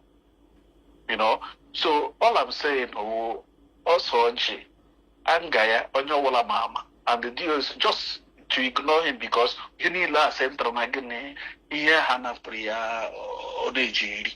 We honor and all no to put. My personal proposal to him on your name with the Jibo honor because I will ordinary get man hanging in bar. Saying that get man. That is what thing I would suggest. But no, them all the dangerous. But you know, they were ego jiri ilini. Saying even no clean even office. You know, because here we are man videos in ebe na expose palace. You know, a palace servant anaghị ekwu chọọ na palace ọ ka onye na-enye ngwo ọwụ ihe dị ochi hụrụ n'elu ngwo ka ọ na-ekwucha. But this guy, because no one access to palace, yeah, there's the secret or the palace of our leader. What they mind. You know, if you na yalo choga, maybe you aga forgive ya na papa tawa na palace again. So I want to not put that tomorrow or he'll be out, but it doesn't work that way. You know. Then my sister, one impression which it creates, you know, in one or two statements he made. That is when he say the same respect in accord to Onyendu, or the same respect in accord to DOS.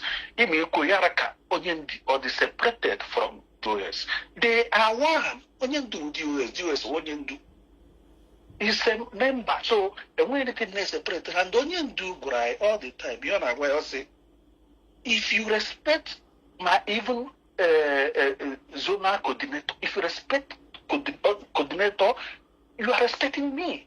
If you disobey coordinator, you are disobeying me. You are right, sir. So, I get to know, because I keep laughing. They man, equal Canada, man, equal for keep chef on keep Kuriku. If chef is when you're not copying this.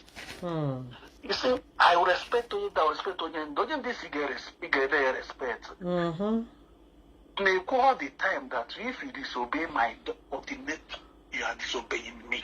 Oh, thank you, sir. I think also cook it. He does again. Here the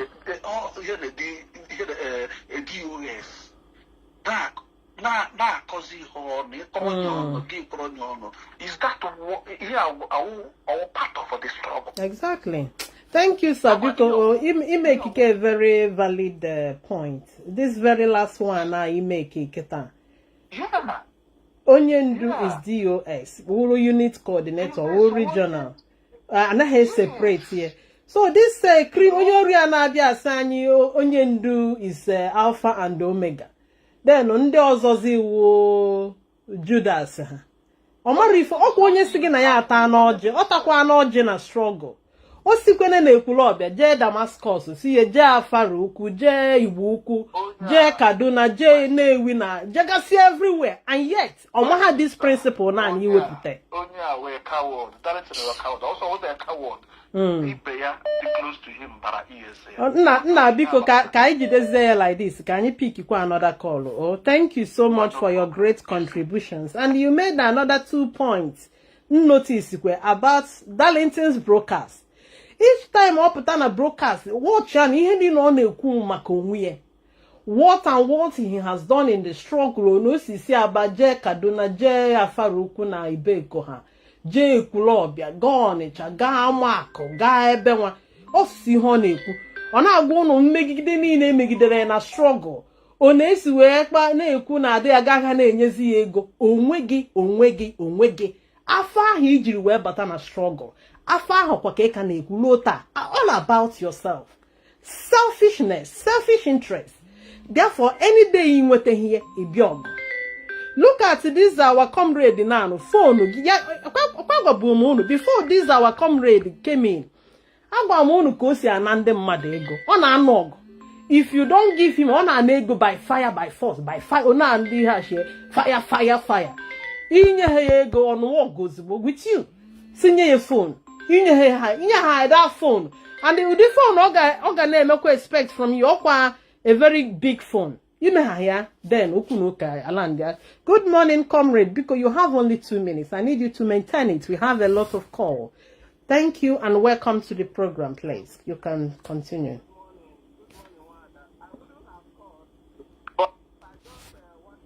Hang on, because continue. Okay, yeah. Onye ọbụla na-azọ position because ha nwere idea na onye ndu ga-apụta very soon.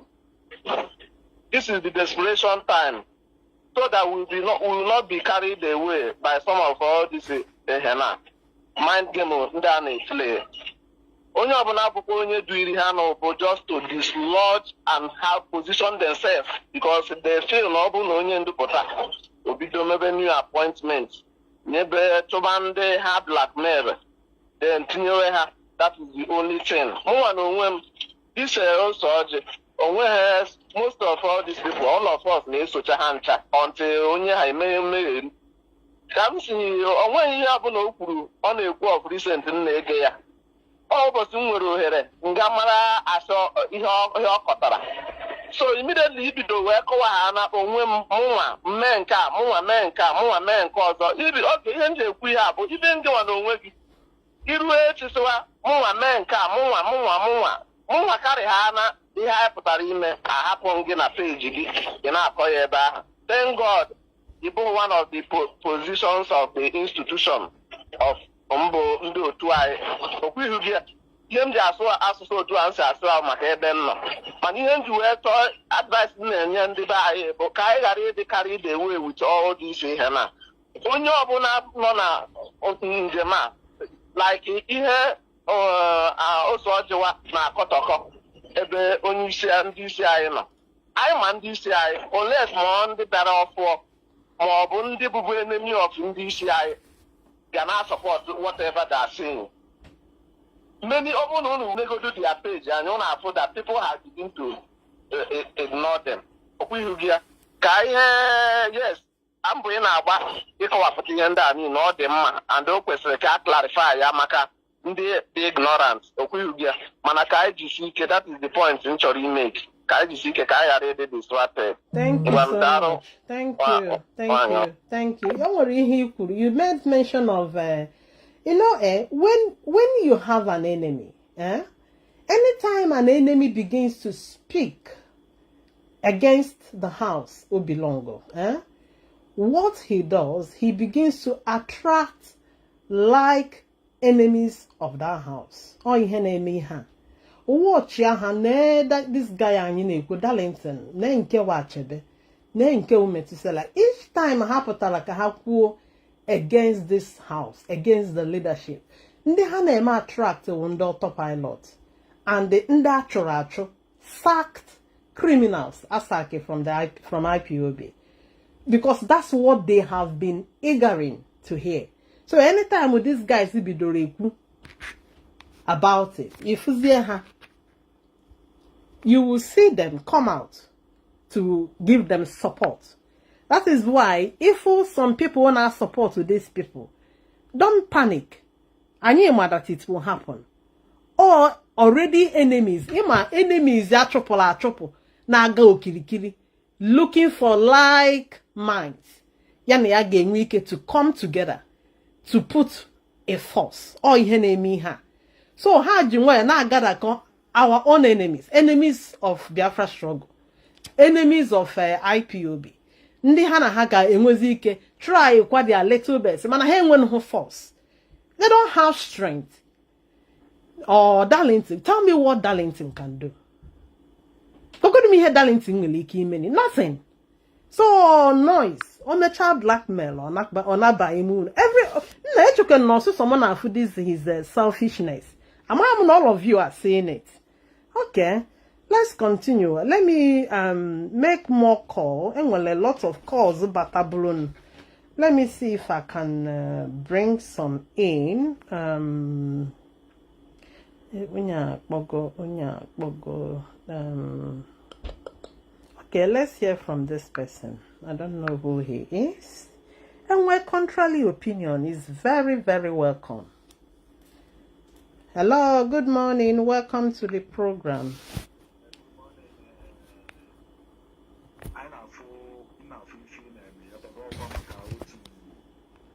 Hang on a minute. Okay, yeah. Hang on a minute. To this criminal. I move for it like this, and I move for the other member on a page, and I get rubbish in Ghana. You go to me like this, game matter that he here with guys. Would they grab bitter hearts in Oronia? I thought I'm the only one seeing that face. You would grab bitter hearts. You know, I'm a big and hog at church, a caca, in the wind chai, or 3 hours, but all the very, very, very bitter, you know. Then another thing, he and them who Okogana, you know, say, man, I bear a full of bone before benching on our mother. Maybe I don't notice you know, sound like him before Yakotawamaka and Elio Febu, which means he must know we had Elio Febu, must know we had Naya, Madame Naya, no now, which as in can continue now, which means on yourself, you understand, or got to digi, Agatu, or Gadiga, got to di Maka, there is embezzlement of IPOP fund in Nayano, have an embezzle. If you're not even just go, if you're not even just near there. Okay, the same thing with Nkumu Edi account and I give me Rukubegi Makukunga. Oh, but our program and the Kobu where very dicey, very coyon equal like this situation. Oh, but I didn't manipulate this strategy. Oh, but I was saying, all Rulu, or Arola Muluna, Bimrola, which means any now wash a shon can not be a name with a good IPOP, whose ebosh in our Royal Bull, or Gatina. Man, but online like this, you won't talk full like this, hasn't. Very, very wicked set of person. Okay, like this, all these our leaders are now, you know, so mega attack. They go broadcast here like this, you understand? Not like this. Who give me anything, that is, who many anything open point.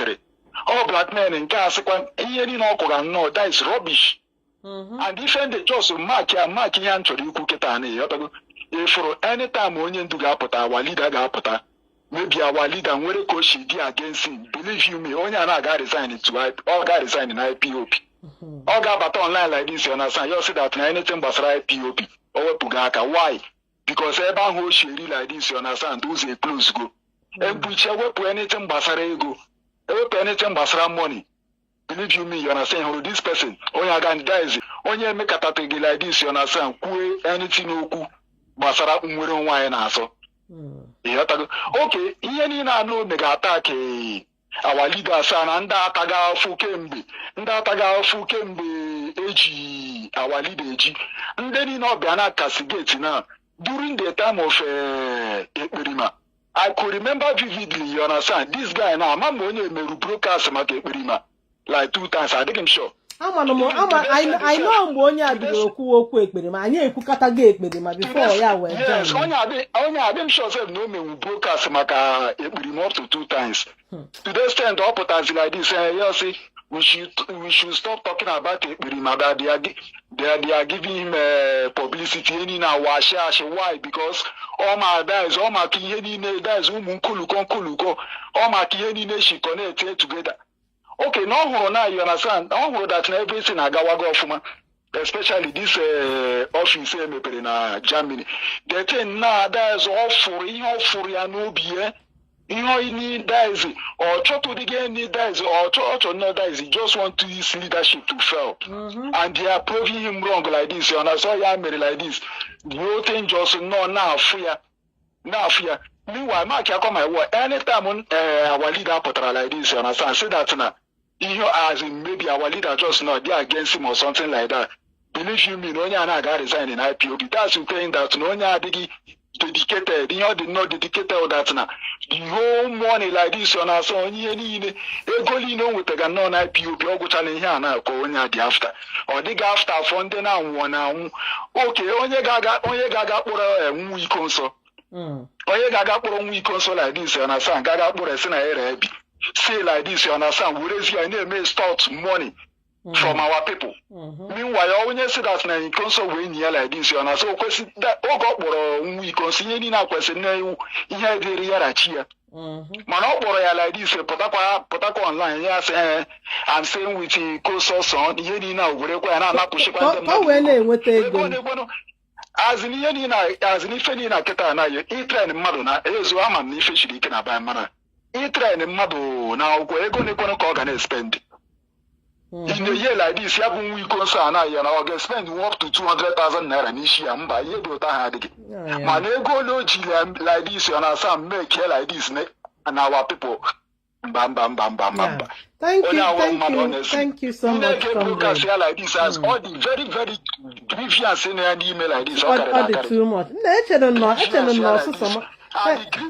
Mbaba nne observe na mba wo enemy for observe ka mo grievous in the grievous akwa no get go take all just based on say ihe ndo dey with all the guys ihe ndo dey with table like before or this give time like this so ihe ni na like this na afu ya na enwere oputara na guys na enwe mfi na our leaders ma umu ihe nda ma again you to go oge that time or maybe maka maybe struggle agaga go fuma.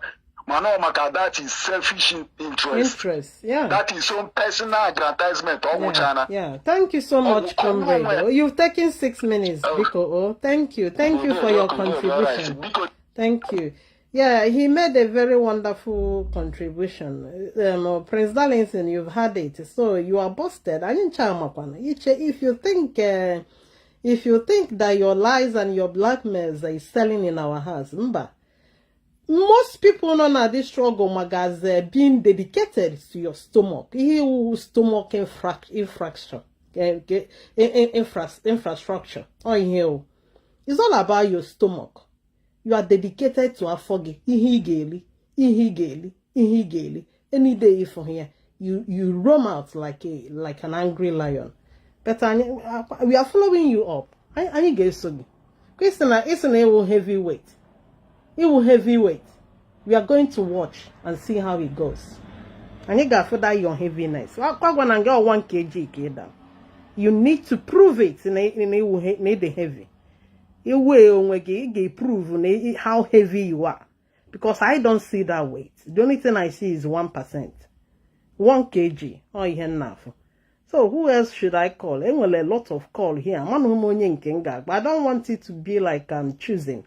I may choose go because I'm all these calls. I don't know who to call now. A lot of call bikukwen, a lot bikun. Biafrans even a work on.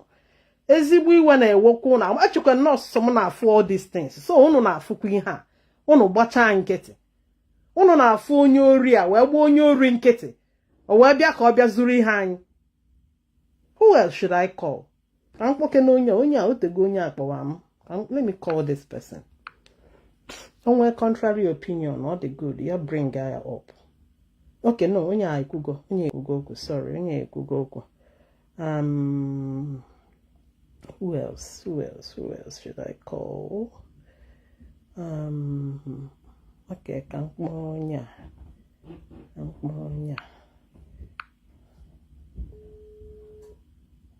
I know some people will be at work. They can only call when they get a little bit time. And I'm sorry, due to a big lineup. Good morning. Welcome to the program. I'm making a life because I'm a more and commit my destiny. And I caught you and seen how to call carry. All the too much. Sorry about it. Only 1 minute you will call or get back. And one will only 2 minutes. Or in 2 minutes to talk. Or 1 minute. Because there were all Biafra, which like a bubble and because then you can contribute to can make all the create our people because today is easy. It's not the first time I know the and it's not the second time. And how I'm up the last one, especially President Darlington. I respect that guy before. Oh, I'm a big follower to him before. But Mazi saga no watch or Kabana. I want to remind him Darlington. Open in and know him Ketano. I'm one of the Quevas na Palemo here Italy. I begin about saga. No, I know about this saga with Ikenga. I am a guy who wear saga. But when you said about but I'm disappointed. One and way potazi. If you even need to go on, never the welcome that John up, you continue on the way. You know, cannot lead us anywhere. It's true that in able back man and can before they know there, they know the palace, they know the million and one. I go to a picture. We all know that. But when the moment we enter, I want to be in a Kawaii and a Kawaii mobile in a job. If you respect DOS, you respect HODS, yes, good and fine. You respect HDOS, can you do HDOS? Just a simple question. Can you do see young? Also, only to Mazi check out the same with TOS. The answer is no. Mr. Officer still is HDOS. Yes. But if you do the time when you wall, I do a jumper, I'm going to jumper. It didn't happen like this. What do you expect us to say? You never go I put in a government president, I don't like how much. Maybe in a general because we have seen many people like that. I have to go to do it one. Now, see that you are being at that. When we ask you to menu to him, he asked you to menu to him. They don't put in money here. Missing it, need to speak before. Because the meeting up before, they used to go to so men are watching, I had your week with the time I buy a close to work. Now, what up, Eddie, and I goes out there. I couldn't go here now, couldn't go Mazi's Kadafia, Madbug. The square was a tank here. Can you not be animal? Nobody I may or hope not that to life or getting. So I mean, I not a guy who's out there. To tell idea, you must not say about the Chinas and Wood. We Biafrans, I like that because you might do the thing. No, have follow. So, when you about the saga, you are welcome. I have about the saga, but upon your oh, yes, they can contribute to it. Well, cannot believe all women are Biafra. They will not help Biafra. Oh, thank you so much, comrade. You spoke well. These guys, how dedicated we are to protect this struggle. How idea. Cheno potangola new soji sanyi Mazi Nnamdi cannot live long. Then the rest die. You think we will buy it? Anyaga he going. Because Mazi Nnamdi Kanu is DOS. And I'm happy. Anna is a one house. Is a one house. One thing with me, no matter how good Okwamana Dekana, anytime you do hana sabotage against this house, one na kusungozibo. It happened between me and Delo Chukwubuikem. No matter how anytime we suspect in him we go Zuza, Piatorongi and the Zuzupumni. The very time on Potala waiting, this thing is more than a year ago. There is something where see Biafrans be vigilant. So there are set of people among the media warriors, media broadcasters. Gang up. I said this a year ago. There is a gang up of people now to attack this leadership. Chukwubuikem came because someone are partly involved into it.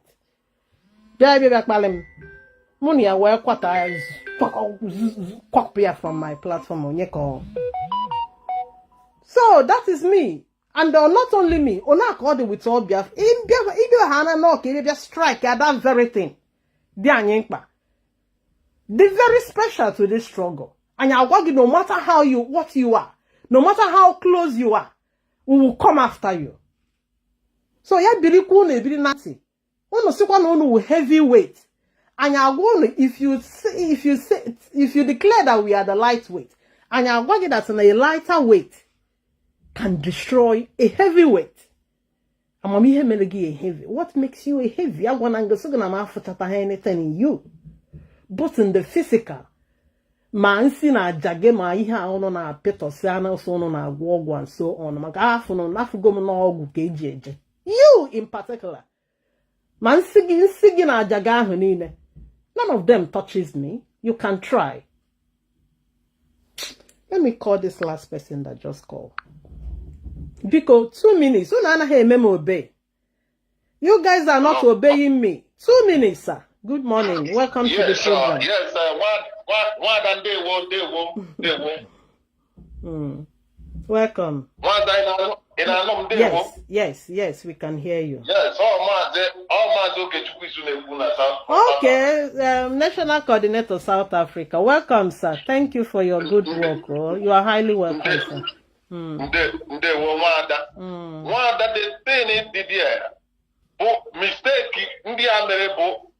in the American opportunity, how Matasia Mipanya Maran Kebejo. and we are not going back from that issue. We also para hame. And the problem, and when I this struggle, but these people feeling had to go closer to Mazi Nnamdi Kanu, when privilege, maybe stay photo with him or whatever.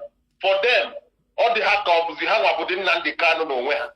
Oh yeah, Patara, Madu gave me for say, no, I am a bonye mere Nnamdi Kanu, ye national coordinator. Just because Onya Israel, Jebusi, but in Nnamdi Kanu, or to Patia Kanisi, or this year, Kobuzia Mabun Nnamdi Kanu.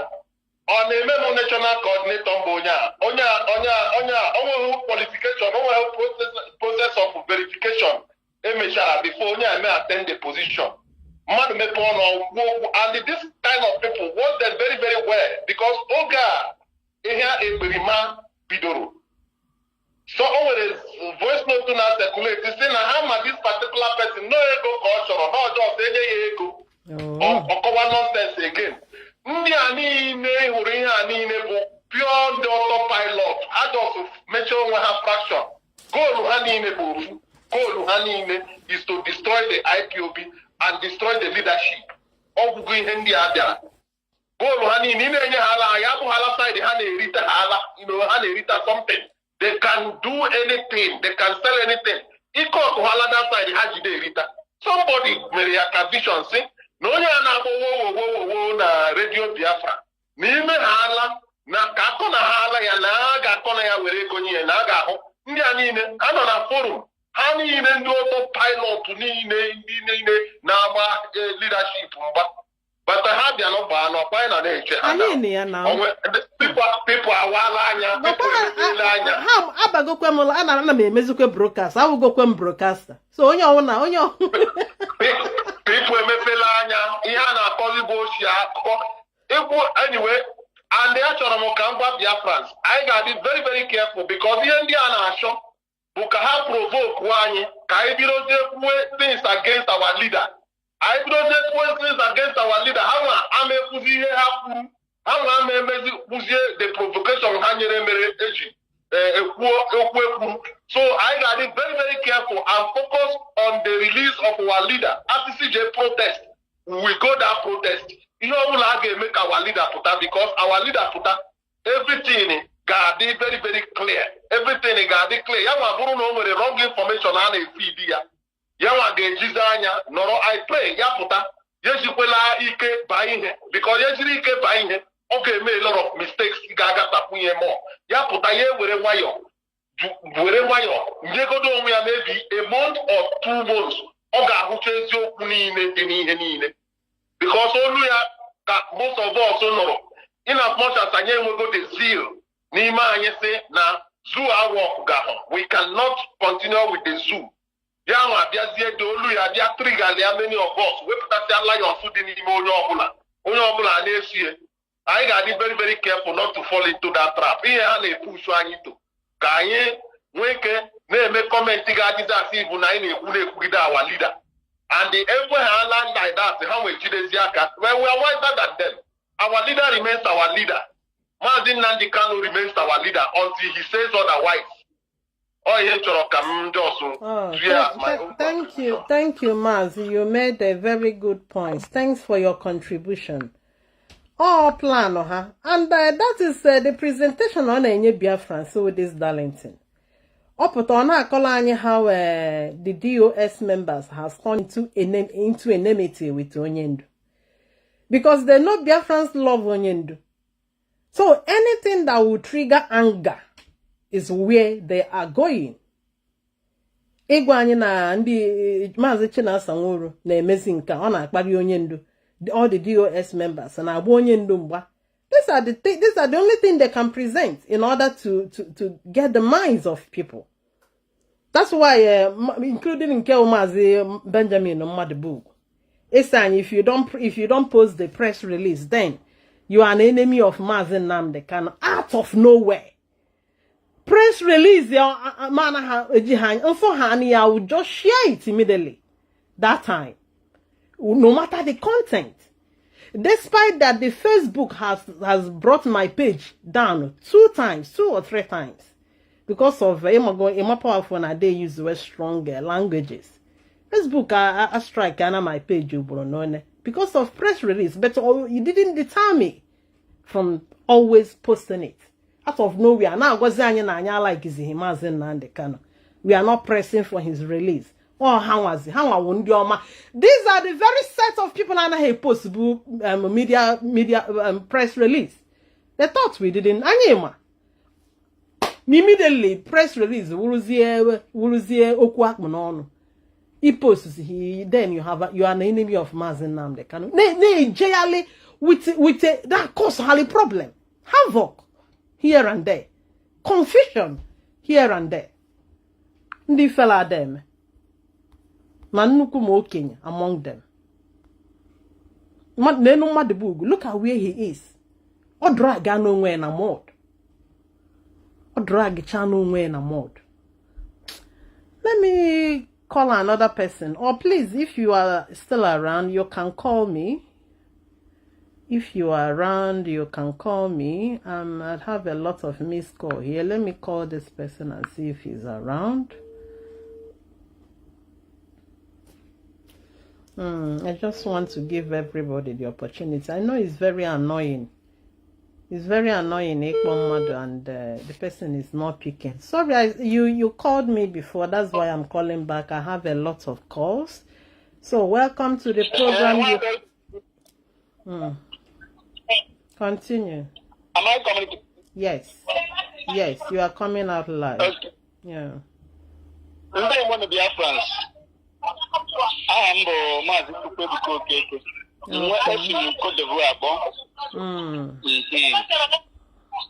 want to talk with you about Biafrans and IPOB, listeners of this very program. You can go on and say, hey, I got I was there, you will keep that. About you don't know, one by one. If you work one. Well done for your tenacity. Okay. Issue of Darlington, I told me we're going to go with that because then we get import to import and Nnamdi. I gave him money, but I don't want to talk about going deep on that. So that's really one side. And when you know him, one thing was about the more clear now that now.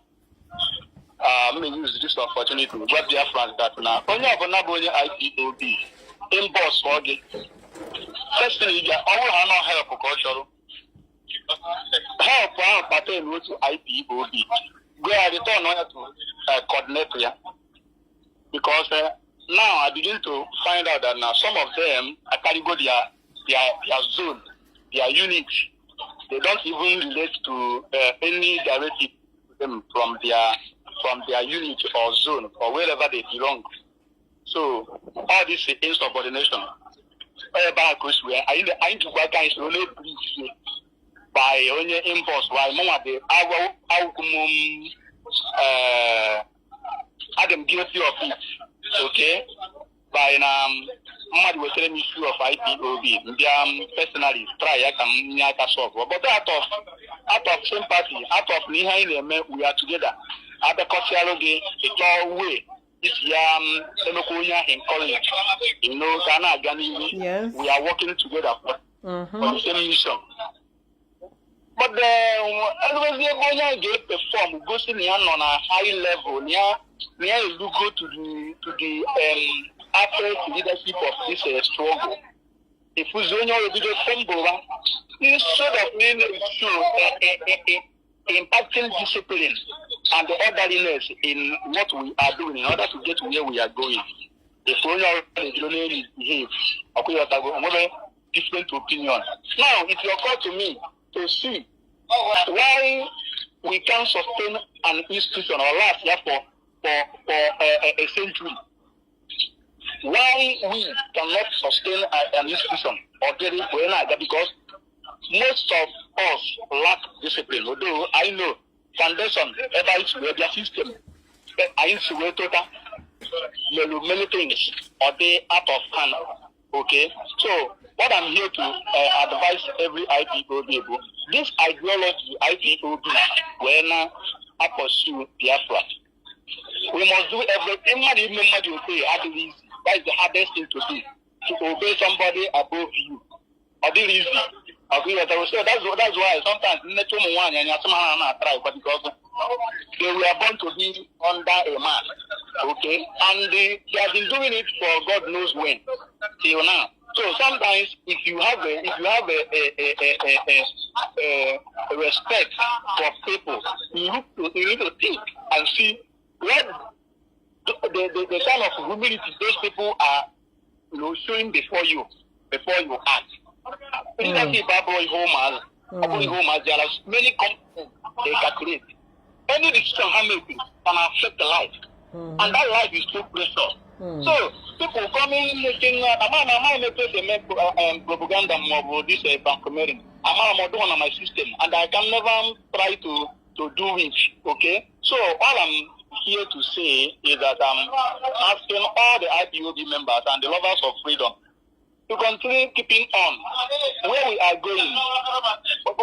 We need to have our freedom. But we have to pay the sacrifice. We have to pay the sacrifice. Yeah, thank you so much, comrade. Yeah, you've made a point. Yeah, thank you for your contribution. Can you make a call from another person? Thank you. Thank you. Yeah, so we are all going in one direction. We are here for a purpose. So I have to say purpose and usually be a another thing. Then that's when the problem arises. I hope they wouldn't think they have pushed us into starting to talk about them. Of course, they cannot distract us. We are like gatekeepers. Gatekeepers, they are not change, but I'm not going to look everywhere. We have our objectives, which we are still clamoring on. We have expositions on the Nigerian government, which we are not relenting. And as well, how our internal enemies are one after the other. Let me pick this call. Thank you, caller. Welcome to the program. Good morning from here. Good morning, Wada. Simon okay. Simon So bad,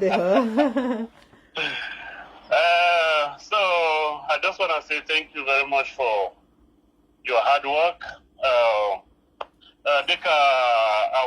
Our last speaker group that now ended up was the more formidable than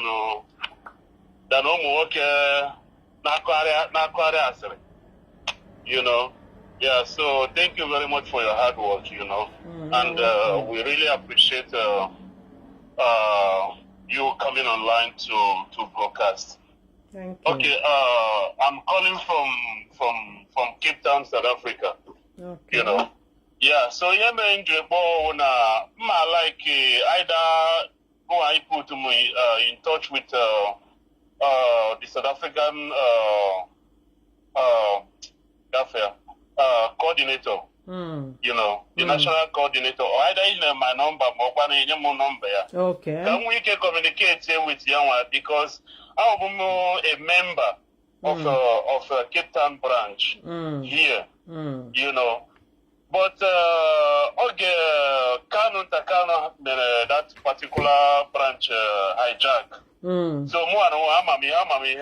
so that branch, you know, that branch. So I'm their meetings and all that stuff, you know, because I'm na media or Akondi Yana Boya or code of conduct, or on the code of conduct. You know, code of conduct, how and where I won't dinner pamba. The code of conduct, man, I blame on yours, you know. So have got that thing, and that problem is this man about Sri Joburg, about to Cape Town. Oh, and when somebody the national coordinator Nikuna that no that person Goronyindo. Now that person na kwa no ya wa Goronyindo may national coordinator, which is a lie. You know. So all that person, all get that person history, Joe Beg about that Cape Town here, this guy now was able to connect, to hijack Cape Town branch and link it with Kanu Takano. And the Koyan de Kukuiha, Amamoyan de Kukuiha, we can't go no. You know, we can't go no. One year did that problem, na Cape Town branch here. You know, so, again, for all the has a men now, because I really this struggle. You know, you must not sabotage because he got by to autopilot, which means you have sabotaged the struggle. You know what? The oath says you must be loyal to the leadership of IPOB and Mazi Nnamdi Kanu. It didn't say we must be loyal to one name Mazi Nnamdi Kanu, but only code of conduct. So before I take the oath, I very well, you know. So anything, or any group, now the leadership, the true leadership, or Mazi Nnamdi Kanu, I will never get myself involved because I'm here the oath take because I went to just take oath, but I'm here and take you know what? Okay. Yeah. So so what we can yes. that from there the new branch when the actual the real IPOB that Cape Town here. But when contact here. Okay. You know, well, don't worry. I'm not gonna be in a Jama comrade. After the broadcast, what I will do, I will send your number to the national coordinator. Please, I will really appreciate that. I will do it, and I do that. appreciate at least what you came in for and what you are doing. It's one of the things I touched yesterday. Aneku Ekperima and his infiltration. Kanu Takano and their group did the same infiltration. Rival units, rival branches all over to create confusion. If we hang on, if we have this leadership in Agabika, equal like this, or they can say because of what? But that's true. That's true. A lot of things has happened. That that problem will be through 2020 after a kidnap Onyendu. I think 2021, 2022, end of 2021 and 2022. You know, so more where's the one don't worry. If I see Golem ball and I gonna buy your phone. He needed they make sure this broadcast. I'm gonna pass your number to the national. Okay. Thank you so much. Also to the just 1 minute. Yes, just 1 minute. Just the issue of this stupid Prince Darlington. The problem within the bar that the bar follow Monday now watch broadcasters, they cannot read in between the lines. You know, ndị botiri na na-esi n'usa ahụ mara ụtọ mmadụ na-ekwu okwu enweghị ndị Igbo na-ekwu mmiri okwu mmadụ ị ga-mmiri ọnụ okwu mmadụ ị ga-ama ụdị mmadụ onye ahụ bụ. You know what? Prince Darlington was one of the first people that attacked. He was one of the first people that came publicly to attack Ikengurago. You know what? He was the first people, you know, which he was not supposed to do. Because if there was any internal problem, it was supposed to be settled internally, not coming publicly. You know what? Even he was one of the first people that chased away Ikengurago from IPOB. You know, and yes, we know that Ikengurago is unstable in his mind or in his decisions. You know what? Ikengurago deka unstable. You know what? So, but Prince Darlington was one of the first people that started attacking him publicly. Yeah. You know Thank you. Because I got my call to say, or can we pick a call from another person? Yeah. Thank you so much for your contribution. Okay, thank you and very I will much. do as I promised. Yeah. Thank you. Okay, Thank you so very much. much. Yeah. Yeah. These are the areas you hear this guy. You remember the person Emela appoint to head the media, which is the national coordinator, the two national coordinators, that of the Germany and that of Italy. All these same Darlington Potakwala, when I had that now, these two people don't have anything to offer in the media. Okulie. What's na ode madi yaga hano ebia wele people ano na media to come and lead them.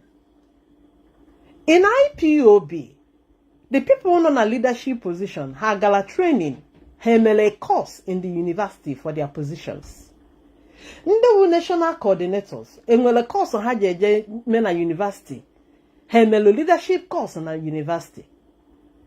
We found ourselves in a struggle, and only one baby never adjust to begin to work on him or herself to fit into different roles. Man onye wetele to pilot the broadcasters on the media. This same Darlington onye wenere aka enu we si na onye eluhu na onye eluhu ka ya nọdụ under him. Kunu for the kind of human being enwele in the Darlington. O John yo kwurie na broadcast yo aname look ihe niile na-ekwu akwụkwọ na agwalụ m nwe onye na-agwa m ihe. Ihe na-ekwu what I heard your person said. I judge you by what you said. Oh, give me on where si na the two national coordinators enyele to manage media warriors na helu ho to manage where you are. Na ika ha n'ọkwa. Na ika ha that you shouldn't be under them. Oh, you signal nuku puta. Give how arrogant this guy is. Have you ko kachacha. Ipia ya kefu na nwere any substance. Nothing in him. Nothing in him. Even nothing to offer. Man ojide everybody o ne daganya gwa gi na enwere feel. Ya tochichara unu anụrụ m mgbe ọ na-akpọ Mazi Chinasa nwere na Mazi Chinasa enweghị anything to offer in a Biafra struggle. Oh, you this anụmanụ akwuru yesterday, Darlington. He said it yesterday. Cause nke wo Mazi Isaiah ojide ya ogbuwe ka ya so ọ na-egbu last born ya. Nah, it's high time na emekwuru onye ori expose and ọ dị ka onye nwa was a project mmekete. Ọ dị ka onye nwa because agba nọ nda nkịtị ndị anụ out of nowhere. People that have never made any contribution. Ha bịa ha jide the vital people na-alụ ọrụ na struggle ejide ha na-egbu n'ikosi. O jidere all from European rep ka o bido. Europe, if we go several times, now IPOB can aga today. Europe. O jide the European rep, wukasya ya gwagi no nwere ife ọ na-eme. Meanwhile, somebody jido for ya no na Senegal apụtago kita. Gwa anyị na this Darlington na shisha ọkwụkwọ ha na won't lead you. Or contribute to financially.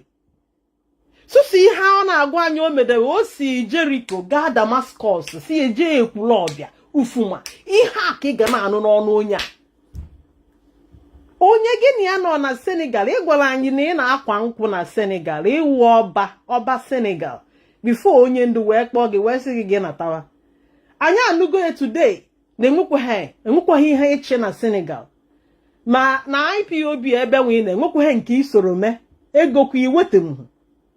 Mana ịpụta ịkọla anyị ona isi wee jegasia everywhere mepegasia branches wetegasia ego support gasia otu awa ezi ihe ịbịara nwoke ịbịa zuru ka igbuo ka ị destroy ya ọ ihe ịbịara but anyị ejidegokwe gị anyị ji gị ha na akwa and we are not going to leave you until you fizzle out. Let me make another call. Enwekwa onye ọzọ chọrọ ịkpọ biko kpọọ ọnụ ikike nji achọ nke nna akpọ. A lot of call here. If you are still listening and you want to contribute, I miss a lot of call, all the too much. I'm get pick happy beer. Mama won't a chance to speak. Call me in the next 5 minutes. I'll be rounding up this program. It's 2 hours into the program, and that they might for it to be too long to save that and the banyo no. Because when actually make a call in the next 1 minute or 2 minutes, and we'll round up. Yeah, please. Oh, banyo.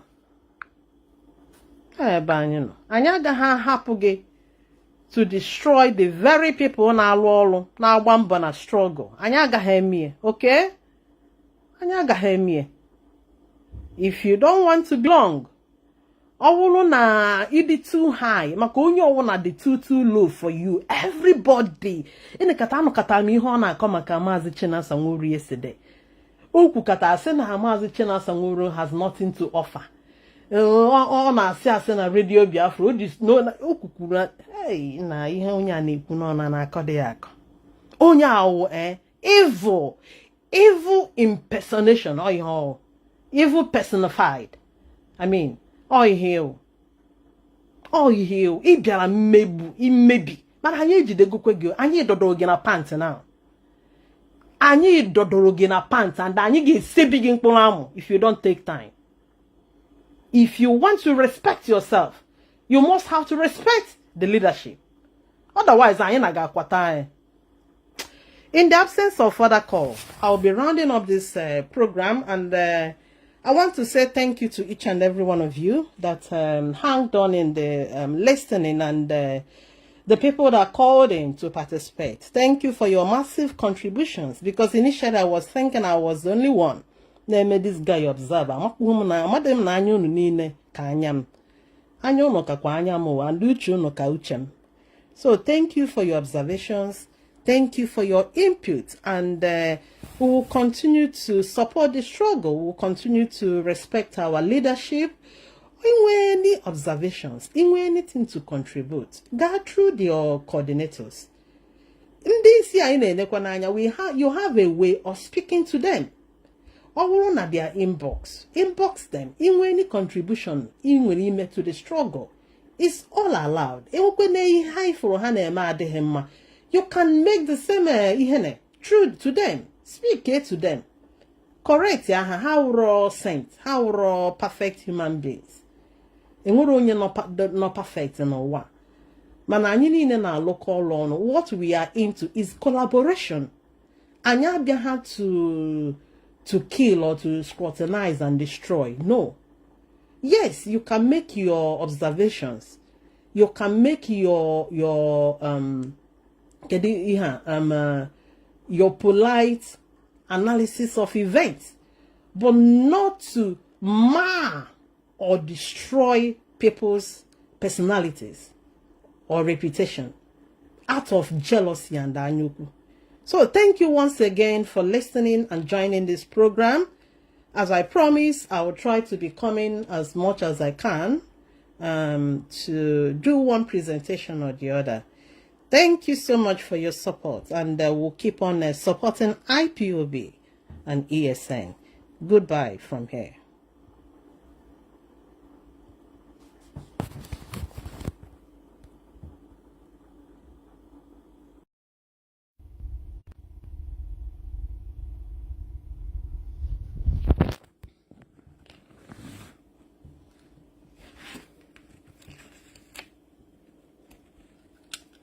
Good morning from here.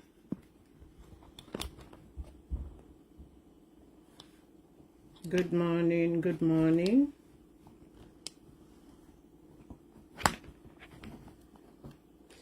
This is morning here.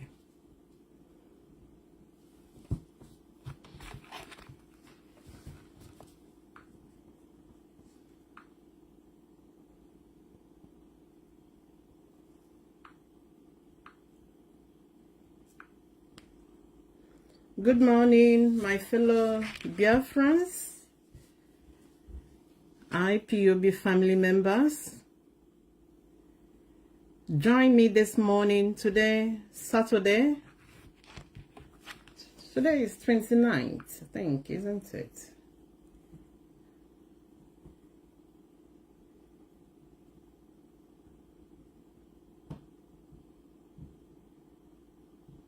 Today 28. Today is 28th June 2025. Welcome to this program this morning. I came out here yesterday for my first live broadcast, and here am I again this morning. Today, Saturday. But before I start, I need to say one thing, because I know in this our struggle, we will get a lot of comrades that are always coming out to do saga, you know, so that I just want to clear myself. I am not here for saga.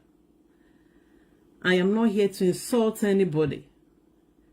But I've come here to say what I have seen going on recently in this struggle. This didn't start today, but I have been by the side watching what is going on.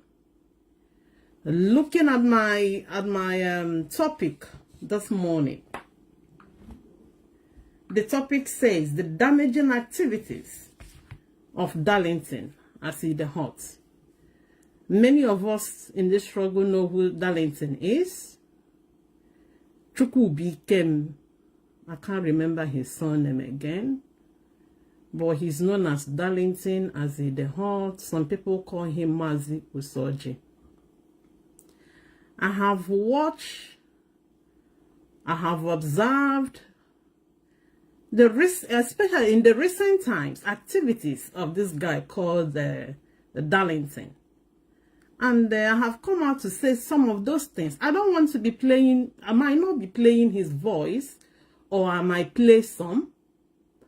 I know it's not only me seeing all this, because we know where we started in this last 4 years. Mazi Nnamdi Kanu was kidnapped and extraordinary rendition from Kenya to Nigeria. We also how a lot of people rose from all angles to destroy what we are doing, both in the name of Ndioto pilots, in the name of Umuadai, a lot of them, which many of us battled it out. And at the end, and you went marry. Because when this set of people rose, they came with a mission. The mission to destroy this very struggle. And the main target was on the very people in charge after the rendition of Onyendo, which are the DOS. A lot of accusations. A lot of blackmail of all sorts. We all witnessed it. Even at the beginning, some of us, we are confused. Some of us, we are agreeing to some certain extent to what they were saying. We heard from them how the DOS sold Onyendo. We heard from them how the DOS was stealing and killing Biafrans. These are some of the blackmails and allegations we heard from them. Both from Simon Ekpa, Onyisi Ndioto pilots, Nelly Ofebu, a lot of them. Now that we have battled and shifted them by the side, we now beginning to have some bad elements in our midst, coming up with the same agenda, with the same mission. I said it in the beginning. I have said it sometime. I'm a respectful mother. I'm a mother of 4 children. I'm a wife. I'm in a professional job here in UK. I got university here. I'm in a reputable job that I cannot come online. If you go to my town, I am well respected. I'm the Secretary General of my town in the UK here, UK and Ireland. The Secretary General in here. So I cannot condescend so low. Saga or sim or seya or sim or seya. I am making this program because to agitate for something that I know that we need. Something that I know our people need as urgently as possible. Then when I came, I saw a lot of gang up, destructions orchestrated to destroy the movement by starting from the people at the hem of affairs. Then I said no. And when we also put them on Facebook, I haven't been a Facebook person. I didn't mean a Facebook. But I saw how we manando to ye biara to destroy most hamba. Mo banye Facebook. That was my first time here by Facebook. In order to defend and protect this struggle. Now, Ekberimanando to you has gone by the... Oh, sorry, I forgot to put my number. Oh, my goodness, again.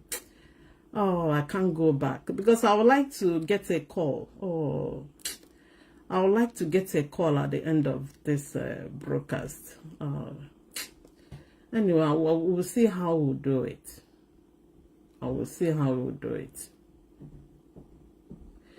Then, I've been watching Darlington as he the hot to understand. Darlington, I have heard from Darlington telling us that no nyendu kona lo under. He's working under our leader, Mazi Nnamdi Kanu. No nyendu called the accountable to. Good and fine enough. That he's not accountable to the DOS. No nyendu kia biarofo. And for Biafra struggle. I have watched him at the beginning of most of his broadcasts. I will see him singing praises for Nyendu, which is good and okay. But I have recently watching him each time coming out to tell us how one member of the DOS is either he's a criminal, or he's a killer, or he's a murderer, or he's this, or he's that. In fact, let me say it here. And I may with a discussion online, but I have to bring this. Because what I can figure out here is a sabotage. Sabotage. Pure sabotage going on. Because anytime I see sabotage, I don't keep quiet. This program this morning, but I woke up. I'd never planned this to come out here today, even yesterday. Each time anything that comes to my heart, I run with it. Probably that's what I am expected to do. I'm on media na this struggle, starting from UK here. I am a member of IPOB UK Media. And being in the media, my responsibility is in different channels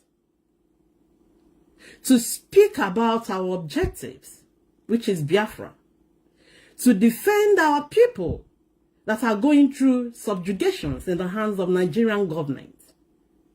And to defend the struggle is one of my missions. Because this job, all these and these security men, guards, not a gate. As you are preaching about Biafra, cross or double cross or go from the gate, each what way. I will know Buadan and the banyan are Kyo and Akbo Buadan. E.g., whatever Pajion. I cannot be here and be watching Darlington on a destroy this movement.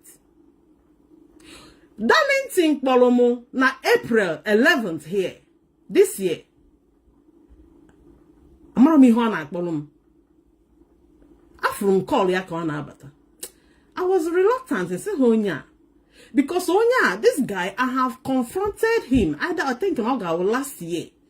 And when we put a program, Osianina, more spirit is now talking to him.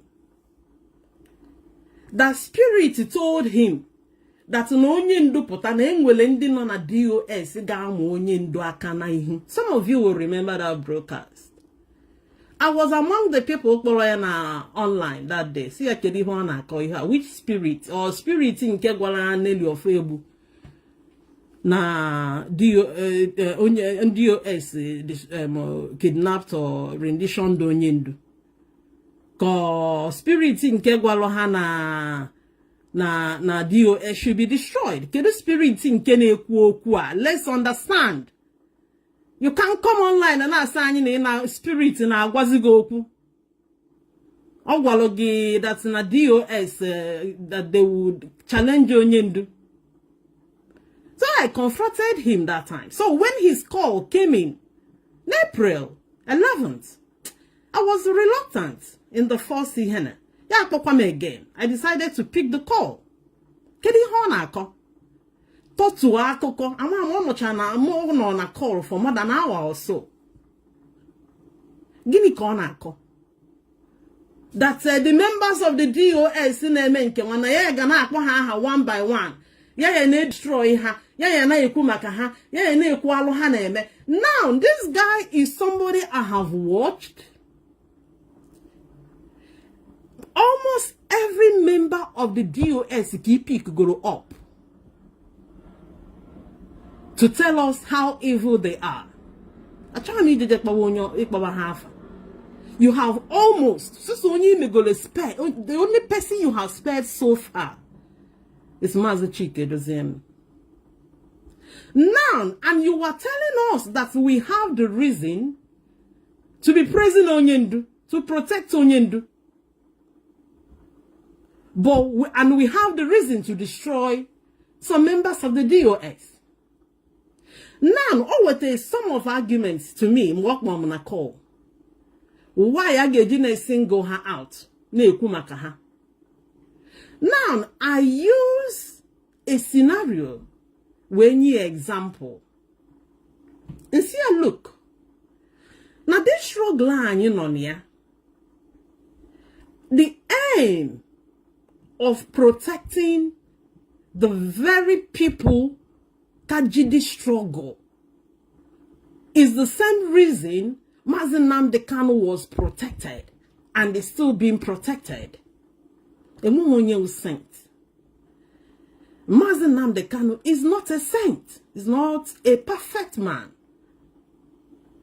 But we all protected him. Because nani wano okuji. Anya hapundi lo. Hafunyo that light. A destroy Mazi Nnamdi Kanu.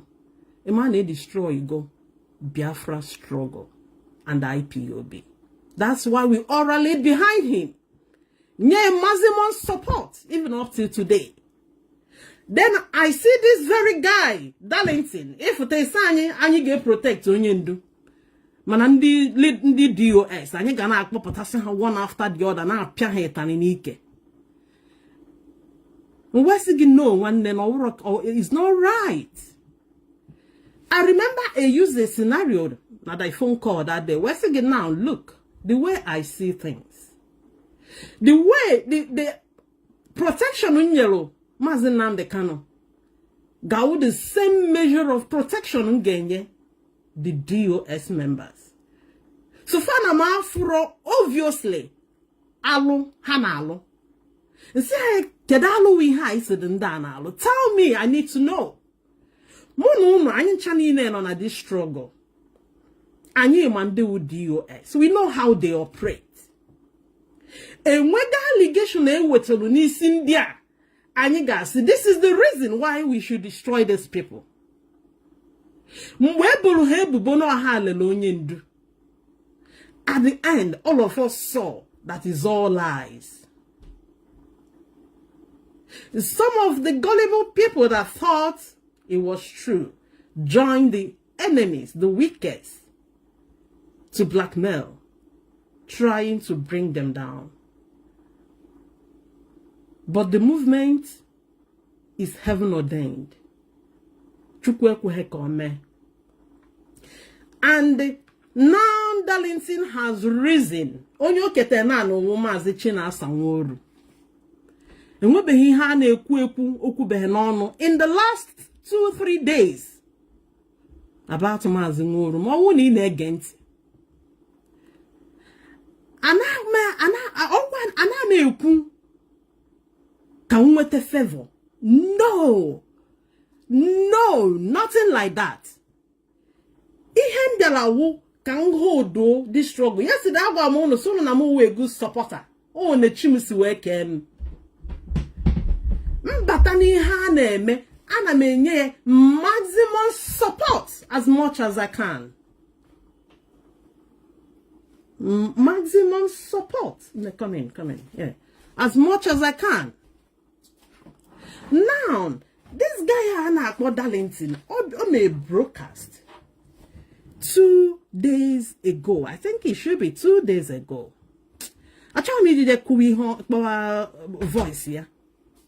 Because now in our watch this guy now, you can see this guy has been possessed with demons. Demons to destroy, demons to tarnish, demons to blackmail. Let's select one after the other. Ego ganye maka European rep. Ego ganye maka onye in charge of media. Ego ganye maka Mazi Yoba. Nka ina atani ya kachingom. Ona eme odeka yefu ona adigi ka ya so no ihene. Meanwhile, you told us igwara anyi wese anyi na ewu kedi ha assistant Mazi Nnamdi Kanu. Many of them na struggle. These are some of your words. So, itochichara hanchani na this struggle. No, na this struggle, tanchara, and the Onyendu did not see it in you, not potentially in you, to pick you up as one of the DOS member. Oh, yesterday, Koka no watch gate keo na palace. Igwanani na ano na gate. Onye gafetere search ya. Malum de okay to pass. That was your statement yesterday. Now, okwa ebe shi ejide mmadu. From he kwuru no no can see a judge again. From PA now to gate man. This being a gate man with the potential onye ndu in you. Onwe ni post onye muruga how hitting again a gate in a chenche as a watchman. And I can't say na watchman I will watchman or after all I will come watchman na gate of IPOB. But because you have no respect for those people onye chose and put in those offices, epotena akoha one after the other. And will sabotage you with the now and I need to expose. Because now actually take it over from Simon Ekba. Because some of the things Simon Oneku is what you are echoing now. I listened to you 2 days ago.